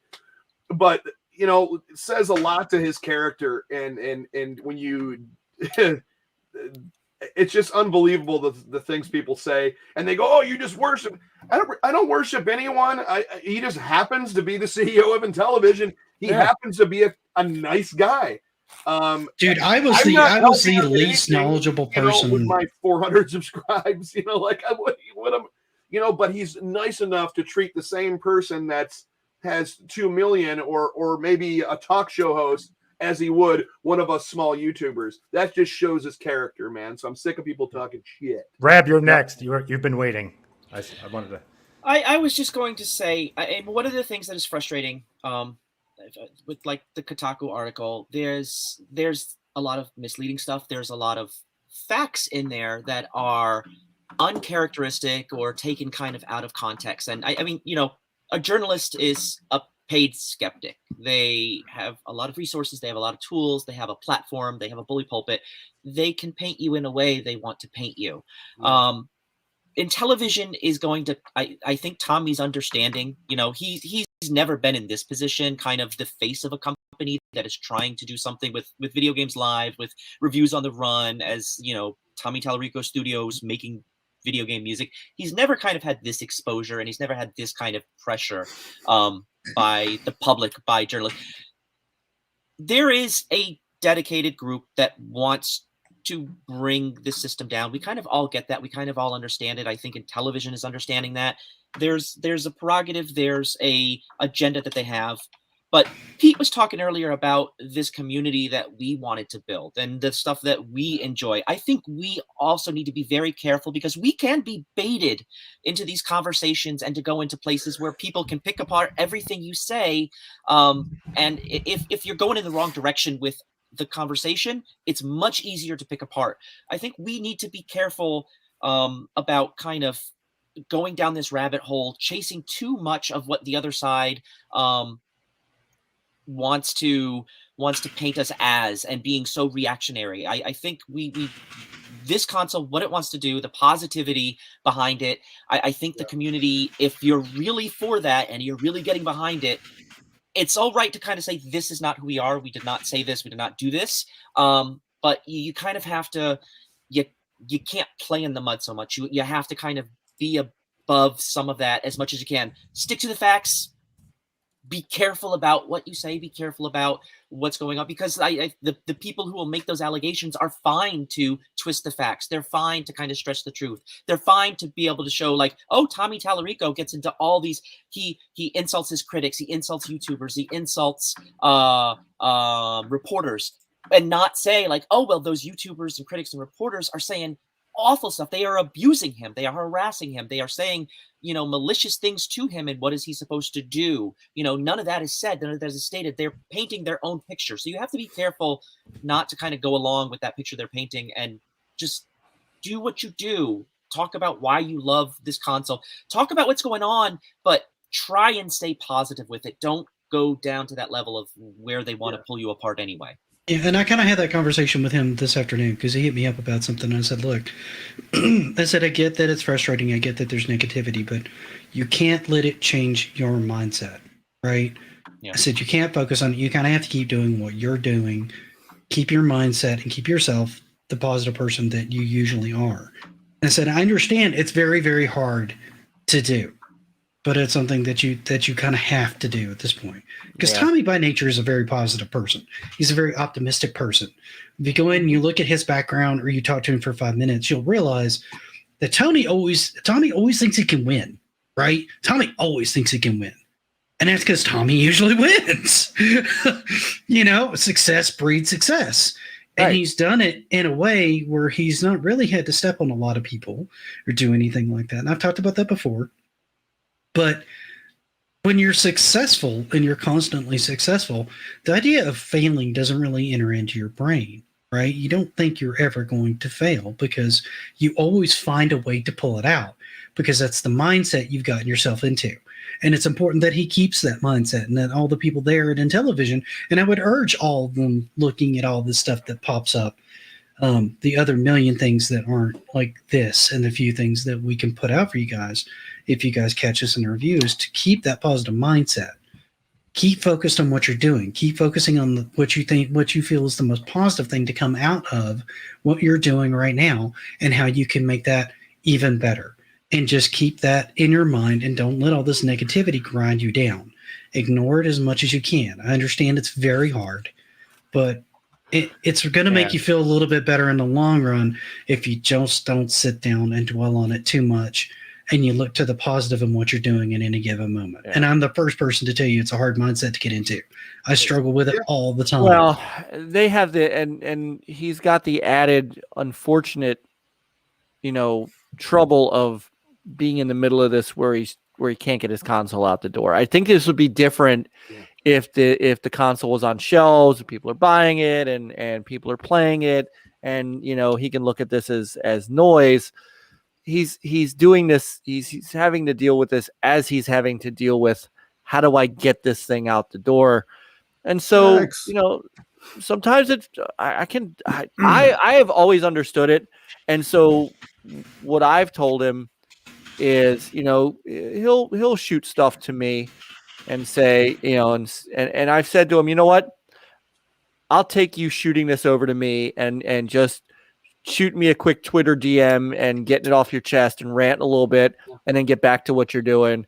I'm your shoulder for that. If that's what you want, if that will help you to stay focused on the task at hand, fire away. I'll listen and I'll make you feel better every time. And that's what I'm trying to do with him is I'd rather him do that than get out on social media and get into it with people that aren't worth his time, that really aren't worth his time, and they're not worth ours. Yeah, and Tommy should not be complaining publicly. He should be complaining privately. He has a lot to complain about. He does bring it public. He does, and he has every right. So the in terms of the statement that he put out on Reddit, which everybody knows about now, he had every right to make that statement. And I think at the point where it becomes beyond, where it's now openly beyond the Amico, and now about calling Tommy a Nazi, that is when I'm okay with him speaking up, and I had no issue with his statement. whatsoever. He needed to say it. It needed to get out there. And then he goes back to what he's doing, but lets everybody know, this is what's been going on. It's now, the rest of that stuff, all the little nonsense videos from the nobodies. If he wants to shoot those to me in a DM and say, "Hey, Mike, look at this moron," I'll be like, "Yeah, the guy's a moron. Then let's go on with our day," and we'll do that. So well, let's get back a little bit because I'm gonna cut this off pretty soon. Wow, we talked an hour 45. That's because I showed up. How have you guys not figured that out? You should never have given me the link. No, that Game Pass, eh? Huh? And Mike, check this out. I don't know. Microsoft doesn't make games; they make Game Pass bait. Oh Lord! So this was shown today. This was shown. You got to get me on, Mike. It's coming, John. It's coming. I cannot wait. I already pre-ordered this Intellivision collection. I do want to play Night Stalker on the go. Yes, look at how beautiful. Like, I cannot wait to do stuff like that. So we're always gonna have that. I'm like I said, delay all you want. I'll play this in the meantime. I haven't picked up the Evercade handheld. I did pick up the Versus. I'm kind of looking forward to get my hands on the Versus. Okay, it might sell me on picking up the Evercade itself too. Question: will the handheld cartridges play in the Versus? Yes. Almost all of them will. Some of them won't. There's a handful that won't because of, I think, licensing. Namco. Did they tell us which Intellivision games are going to be on that collection yet for the Evercade? Yeah, it was. I don't have the list, but I know. There's 11 of them. Shark, Night Stalker. Gosh darn it. Do we know when it's coming out? One of the hosts. Hang on. Princess There's a homebrew on there as well. Yeah, Princess Quest is on there. I cannot wait to play that. Do we know when it's coming out? I got it's it. fall, November. but they didn't say it's All right, so okay. Yeah, it's next November. The collection is Astro Smash, Buzz Bombers, Frog Bog, Night Stalker, Pinball, Princess Quest, Shark, Slap Shot, Super Pro Hockey, Snafu, Thin Ice, Thunder Castle, and Word Rockets. Yeah, I need to buy a couple of cards just so I have more cards when it comes out. I might get the Versus and just throw it in my bedroom. The only thing is it comes out November 3rd. Well, you can still pre-order it on Amazon. That's I already paid for the whole thing. The site I had for like the Founders Edition and all that, you had to pay for all of it up front. So it's paid up, and I think it comes with like 6-7 cards or something like that for the Founders Edition. Yeah, it comes with a lot of stuff. I think it's with 2 cards. Are they doing like one of those weird pre-orders to where it's like in batches, kind of like the Steam Deck, or is it all like I pre-ordered it? Like if I go on Amazon right now, it says like a pre-order one for $100. Like, am I going to get that though on the 3rd, or is Evercade going to do that whole? I think so. It's not really type thing. Yeah, okay. They've already showed like a bunch that were packaged that they've got set up for November. Yeah. This might be my Christmas gift then to myself. Yeah, basically Evercade with no screen and controller ports. Yeah, I know, Johnny Ups. No bowling. I said next one has to have the collection 2 has to have bowling, Chip Shot, Super Pro Golf, and Vectron. Cloudy Mountain. There's zero for me to even own Evercade. It's just like one of those things where Pete's all railing on us now. I feel like it's deserved.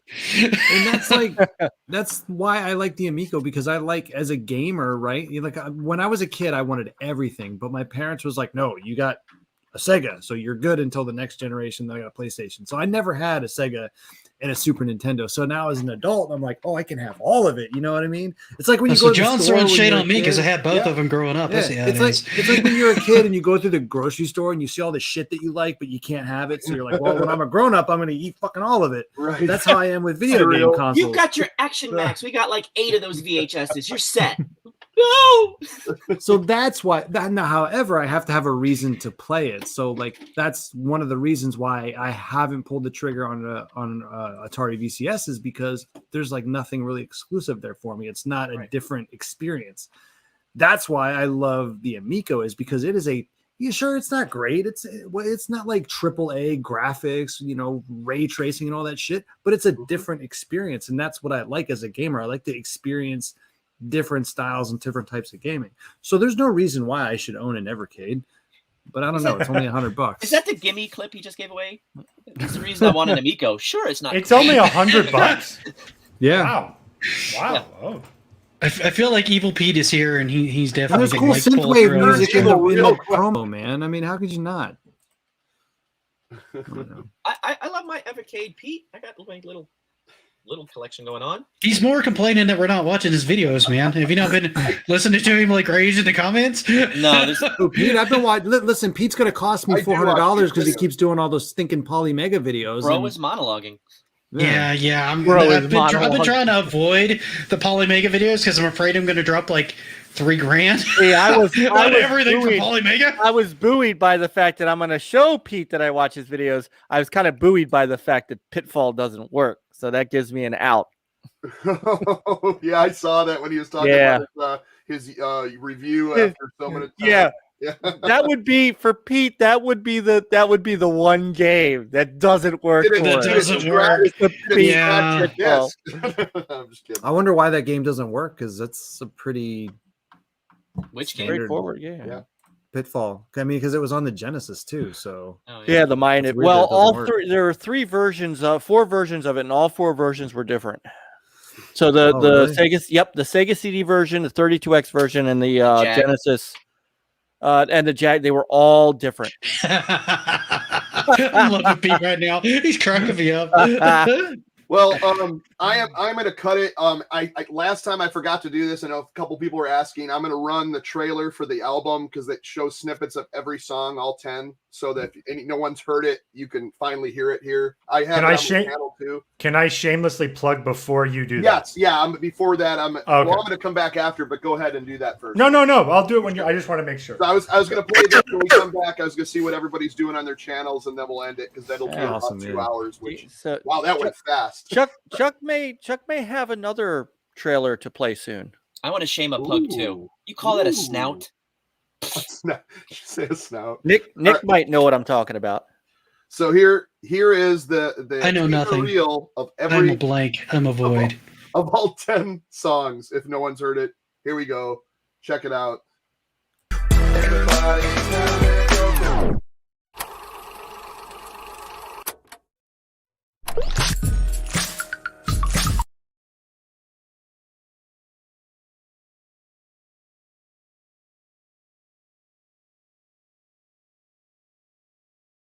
Keep these memories, don't want them to end. Amico is my pal, my buddy, my friend. Let's come together again.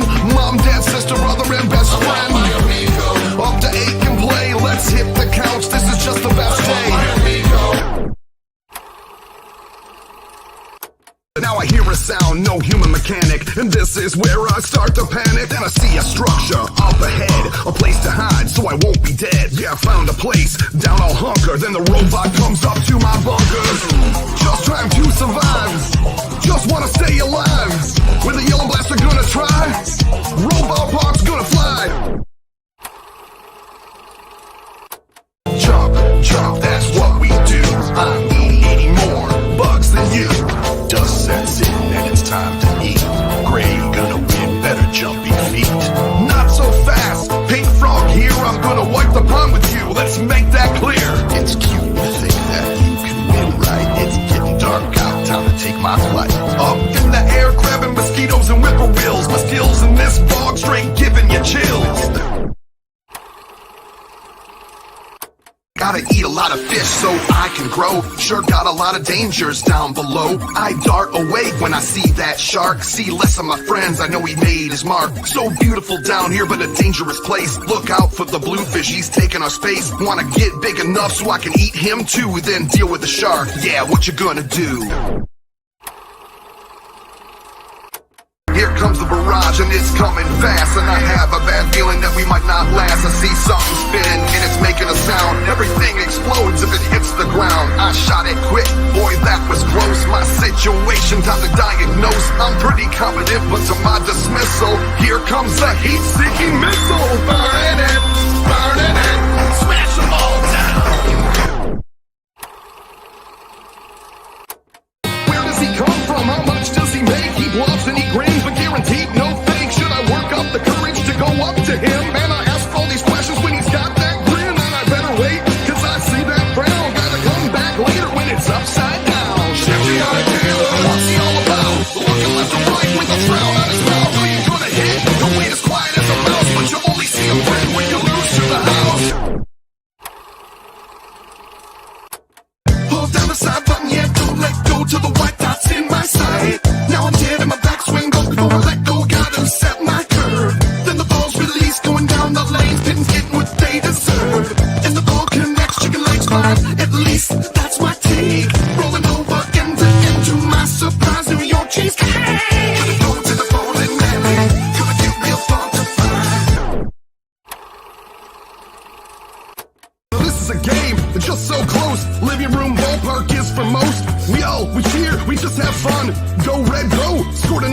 I should have stayed on base instead I ran. It's a good day to be an Intellivsion fan. An Intellivsion fan. Take me out to that ball game, a controller for me and a friend. Slipping the overlays gently now, cause it's never fun when they bend. Take me out to this ball game, let me hear the Intellivsion crowd. A community of fans all over the world, home or visitor, we're gonna get loud. A big hurricane is coming this way. Sky was blue, it's now turned gray. Wind's picking up, is this the end? I'ma lose everything that I defend. I dealt with pirates, dealt with floods. I got no hugs and I've dealt with slugs. Replanted the corn, but there's smoke in the air. They're still trying to take me down, it ain't fair. The rebels are coming, the rebels are coming. To start an uprising, the rebels are coming, the rebels are coming, the rebels are coming. It's all over, the rebels are coming. The rebels are here, that's who we are. You drop the ball, we raise the bar. That we need to take down some trees. We'll move on and plant the seeds. We'll count our arrows in our quiver. We need a boat to cross the river and a key just to get past the gate. Around the fire, we'll stay up late, planning our journey through the caves, and hopefully we dig no graves. Be positive to the end, and hopefully we'll make a new friend. Filled with loss, but this will be a win. Onward, our adventure comes. On with me, the quest to get the crown. We won't fall behind or get lost. Many things in our way, demon fast, but we won't stray. And avoid the love at all costs. And we can't fail, our adventure will entail picking up the tools we need with no delay. And we run into the snakes, spiders, arrows they will take, and that mighty dragon we will slay.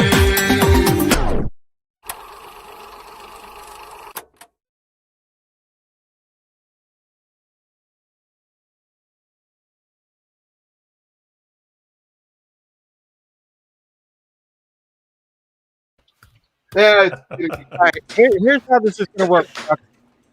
I am going to hand you green dollar bills of a certain amount, and then I'm going to get those tracks in return. That's how this is going to. Sounds like a plan. Wait, are we talking about the monies? We're not We're allowed to talking talk about the about monies. money. I'm going to hand you. This is what's going to happen. I'm going to hand you an undisclosed amount of money, and then I'm going to download those tracks and keep them for myself. Soldier Mullis making it rain. Yeah, no, it should be. It's so good, man. It's like really good. I had so much fun doing this. I mean, they're all good. Just There's a me cut. as a fan. And it just There was one in the middle that just got hot. The disco song. The disco one, I think. Oh my god! Yeah. That's like Kingpin style bowling, yeah. thing. That's what I thought it was, but man, I was too busy, going to get a cigarette. And then I got like the Utopia Club like pump and beat, and then the Rebels are coming, and then Cloudy Mountain was the last one. There's a couple more I want to do, but we're keeping 10 tracks for this one, and I'll maybe do a volume 2 of down the road or something. If you do like a blue vinyl with a black Running Man on it or something like that, I'd buy the vinyl just to have it and hang it up on a wall. Well, I got hopefully some surprises coming up on that front on as far as trying some physical stuff. But as far, digitally it should be. I'm hoping by what's today's date? The 29th. I know I keep saying like a week. It's just the web store I'm trying to get all put together so that the payments work and everything. I don't want people to start buying stuff and I'm like, oh no, what's happening? So I just got to set up the accounts and all the stuff to where you can pay by a card or pay by PayPal. But yeah, it will be on a website, a dedicated website, and it will be digital first. That'll be for a while. I was planning on going to too many games, but money and how expensive it is, and unfortunately, I won't be able to do that. So I'd like to make it out there and hang out with you guys one day. That's a long trip for me to make. Do something. Yeah, it's not going to that. But where is it? Too many games is like in the Philadelphia area. Yeah. I wanted to come it's out not too there far from where sometime, Crayola everybody, was. Yeah. It's Like Oaks or something. I was gonna go. I have a lot going on that weekend. It's my anniversary weekend, and Oh, I have a hot date, so I can't. Sorry. I'm not. Hey, when Panda says he's got a hot date, I don't care. We're really helping his morale here. At this point, I don't care what everybody watching says. I'm not going because I'm not sticking a mask on my face and my kid's face all weekend. Yeah, I don't blame you, man. I don't blame you. That's what they want to do. My kid has to do it through school. No, I'm not. Well, I'm you're not vaccinated too, right? And I'm vaccinated, so like I'm not. You weren't vaccinated. Yeah, Dude, so I've been doing it at work. I've been doing it at work voluntarily because every time I go in the office, somebody dies. I'm not vaccinated, so if someone wants to be like, "Well, you got to wear a mask," I'm like, "Whatever, I'll just wear one because I'd rather do that than get a vaccine." But it's like, you're vaccinated, so. Yeah. I don't want to get into politics. No, me either. It gets political. I want to make it. I wish that we lived closer together, DJC, because I would love to make music videos for all of these. Doesn't mean like we could. I love making music videos, so that'd be so much fun. If we can do a few. They have this technology where you guys could talk over Zoom and stuff. Oh, we tried. What the hell is Zoom? What is this? What's the Zooms? I don't understand. Yeah. You're talking to Panda and you're talking to Chuck here, and they couldn't get screen share tonight on StreamYards, which is like the simplest thing on the planet. You expect them to figure out Skype? I mean, come on, dude. Or Zoom? I've got 2 cans and I've washed them. You got string. I only got a cell phone in 2014, by the way, if that puts everything in perspective. Mine is not that great either. We were trying to go over whether. Anyway, that's another story in itself. I want to go just down around the panel here, starting with Panda Sub and kind of going around and what you guys got going next on your channels and in your lives and all the other this, that, and the other thing. Is me up first? You are up first, sir. Yeah, so I'm aiming for probably around October 8th to have a pretty big Amico topic that I think it's on a subject that I've been wanting to answer forever, and something that the people who are I don't want to call them haters because not all of them are, the opposing voices have asked a big question that I've okay, there you go, that I've wanted to answer for a long time. I think it's pretty good. That should be coming out by October 8th. Then around October 15th is my big, massive, epic Halloween episode. So I hope you'll check it out. And then Howdy Amico is being worked on. Obviously, news has been a little slow, so it's been kind of taking a little bit of a pause. But DJC is in it, and we've been already talking about filming and stuff. So that's hopefully by the end of October, early November. Thank you. That's outstanding. It's going to be awesome. John, what you got going, man? Dude, so I'm doing Genesis Project. I finally today, actually like an hour before I came on the show, secured a game that I've been trying to get. So that will be on. Should have the next Genesis Project out. My goal is once a month because Genesis games are unfortunately getting expensive. So I have to have games to do new episodes. So I'm trying to do when I get to 3 games, do an episode. So I should have another game maybe next week, as long as everything goes well. So new Genesis Project. I'm slowly working on Gaming Through the Decades. I still have to start part 2 of the 70s decade. Which was looking great, by the way. That's thank you. Fantastic. And shout out to you, Panda Sub, because he actually gave me some pointers. I did nothing. I just said, "Hey, it looks great. Keep it up, kid." Well, I said, "Look at this." I said, "Look at this for me," and I said, "Please give me some if you have them, some suggestions." And I was able to fine tune it a little bit. So I'm really trying to still shoot for December on that before Christmas because it takes so much to make those. It's like 8 minutes of video takes me like 2-3 hours of editing. It's so insane. Welcome to my life. Yeah, I know. So I really want to have that out. I'm slowly working on that. More live streams. But yeah, man, we're just, pumping along. Still going to be making content. Maybe I'll start making more in television stuff. I don't know. We'll see if there's news. Right now, I just like coming on here and talking to you guys about it. That's awesome. I'll take it. Whoever's next. Is it me or Mike? I wasn't sure which way we're going. We'll go clockwise. Okay. Right now, I have finished up my first Can You Learn series, so that's probably going to take a short hiatus over the month of October, because I'm going to try to do a couple things that are one thing at least that's new, because I want to do like a themed month, and some of the content that I want to do for that is a couple of movie reviews and show reviews for particular theme of the month, which I want to try to get a quick video out on possibly this weekend. I also want to get a shout out video that I want to try to do or get recorded and out before this weekend if I can, or on this weekend. I try to do one of those a month if I can, as long as I've got candidates for it. So I'll probably do one of those. My wife has talked about trying to do like a joint stream. And I know Thursday night I'm going to try to do like a stream with a buddy of mine where we're going to like tag team Diablo 2. So there's kind of a lot going on. I still am working on an Atari video, which I haven't written anything on in a while. I want to finish writing that up and start getting that recorded, at least get the audio recorded, because I always tend to do the audio first, and then I edit all of my like video content and stuff like that into that. That way I can make sure the cadence stays clean. That's just how I work. It may be backwards to everybody else. It's funny. It's funny. Me and Nick were both kind of working on Atari because I was doing the 70s for Gaming Through the Decades, and he was doing the Atari episode, and we're kind of exchanging information. I'm like, because I didn't grow up with Atari. My first console was the NES. And we're talking back and forth. I'm like, dude, did you know this? He's like, what? I didn't know that either. That's crazy. And it's like, dude, Atari was shitty, man. They were shady motherfuckers, dude. Yeah, and it was like, wow. I really do want to do that other video idea we were talking about where we're comparing which was the shadiest, Nintendo or Atari. Because they were both there was pretty a lot bad. I didn't know about, man. It was because I didn't get into a lot of stuff. I was like just briefly touching Yeah, that's a Atari, Magnavox and I'm Odyssey, like, isn't it? Yeah. I was very briefly just kind of touching on the mainstream stuff of Atari, and then I started to look into everything. I'm like, oh man, I could make like a 6-hour episode just on Atari. It's crazy. Anyways, I mean, interrupt everyone. Go ahead, Rob. So that's what I've got going on my side. Brad, I think it's all up to you, man. Oh, you were setting it up and hit it. I was.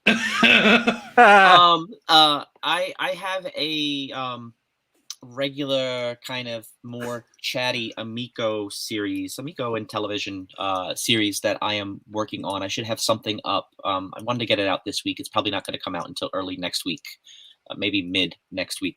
Cool. So beginning of October, a new series talking about a lot of things that are kind of floating around out there and trying to bring a little bit of perspective into some of the conversations that are going on. As well as I've got something I'm trying to do for a local upcoming convention. I don't know if I'll make it up there, but I wanted to get something out in November, dealing with a lot of very obscure consoles and gaming companies that 3DO, much more obscure than 3DO. So give me a couple months, you'll see. Well, Panasonic, they had a little bit of push. They did. But yeah, a couple of big. Okay, 3DO. He didn't mean that. A couple of big documentaries on the way for the end of the year. He totally meant that. Okay. And then this series with with Intellivsion, as well as the continuation of the 10 Tenant series. I should have a couple more episodes out before the end of the year, and hopefully that should be wrapped up by around like next summer. So that's kind of what I'm working on right now. Very, very cool. Mr. Mike. Wow. I don't have nearly the amount of fun, cool stuff going on my channel as the rest of you. So tomorrow night, I think tomorrow night, since it's the end of the month, we're going to do in lieu of our in lieu of the NLG show, which is normally 9 p.m. Thursday nights, we're going to do wow. Who's the other guy? Girl? Yeah, that's a it's a girl. That's a girl. girl I can't see. I'm sorry, I can't see. The screen is so small. Hold on. That's a. Oh, yeah, who it's is hard that? to see. It's hard It to is see. hard to see. Who is that? You will find out. She's in all right. like 15 episodes. You will find out. Nice. Very nice. Up too. Anyway, so tomorrow night, Co-star. because the Avengers comes out on that shitty Game Pass thing that you guys don't like. The Avengers comes out tomorrow. Game on a shitty system. I'm sorry, a shitty service. You know what? I'm gonna get Game Pass. I can say this, Mike. I'm gonna get Game Pass this 1 month. It saved me from spending money on skateboards. There you go. It also gave me the game of the year in Psychonauts 2, but that's Such a whole a good other game. discussion. Such a good game. That is a good game. Anyway, I need to flight simulator so I can learn its range. Make sure you're in We can fly Pennsylvania right when you do across. that. We can fly right across the Poconos. So tomorrow night, I think we're gonna do a co-op stream, which is our once a month co-op stream between Peter, Chris, and I, and then we make it open Xbox Live party. So anybody who wants to come in and hang out with us, we'll talk stuff and things, but it's a little more just of a regular live stream rather than a show. And then we'll get back to our regularly scheduled NLG show next week. We've got some guests lined up from the community that I know have been coming through, various channels. Lady Foxfire, Doggy Dog, they're going to be on our show. So we keep doing that. I don't know. I'm trying to make content, but I'll be honest with you, I suck at it. So You don't suck at it, dude. Your shooter video was awesome. I love it. Believe in yourself. Believe. I could try, but I'm trying to. A lot of it does have to do with time. I mean, with everything going on in life, it's hard. It's hard for me. It's easy for me to record the stuff. It's hard for me to put it all together. But the next one I'd like to do is a Saturn video. Kind of a remake of a Saturn video that I put up on one of the shows. The other thing that I am doing more of, and I was going to do it tonight, but I had to come out and hang out with you guys. I'm trying to get back to doing some nightly streaming. So I finished up Psychonauts yesterday, and we're going to be moving on to, I think, The Artful Escape, which looks like an incredibly cool game. I'm going to do that probably starting Friday night. And then on the weekends, I'm trying to do Sega streams on the weekends. So like a Saturn Sunday or a Sega CD Sunday or something like that. More to come on that. So, and NLG is an amazing podcast. Yes, it is. Yeah, please, if Speaking- you're watching this in rewind or live, please subscribe to every one of these channels. Awesome, amazing content. Except for Panda Sub, his quality is he's just a very little low budget. very It's just low gone downhill. Yeah, I know. Yeah. The lighting's terrible. The audio is awful. It was a fake moon. Yeah. I'm a bit of an asshole. Speaking of, one last shameless plug, Retro Roots has his next episode on Monday. Another amazing podcast. Yes. Yes, that's a lot of fun. Oh man. So we do that. We do that one every other week. And me and DJC might be That's working. that's what I was going going to bring up. Me and John kind of been talking about. Hopefully, I don't know. We might try. I don't know if you want to try this Friday. I can't do this week. So maybe next week. Dude, take every other Monday that we're not on. Yeah. But I'm talking about doing like a Friday evening show or Friday something show. Hey, sounds fun, guys. Hey, cool. It's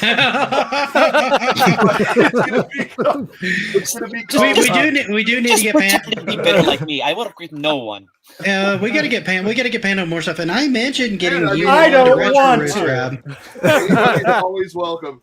Well, we're going to be talking about 16-bit stuff. I want to call it 16-bit and up. So 16-bit and up means anything from Sega Genesis, TurboGrafx 16, Super Nintendo. All the way up to 3, because I want to talk 3DO, of course.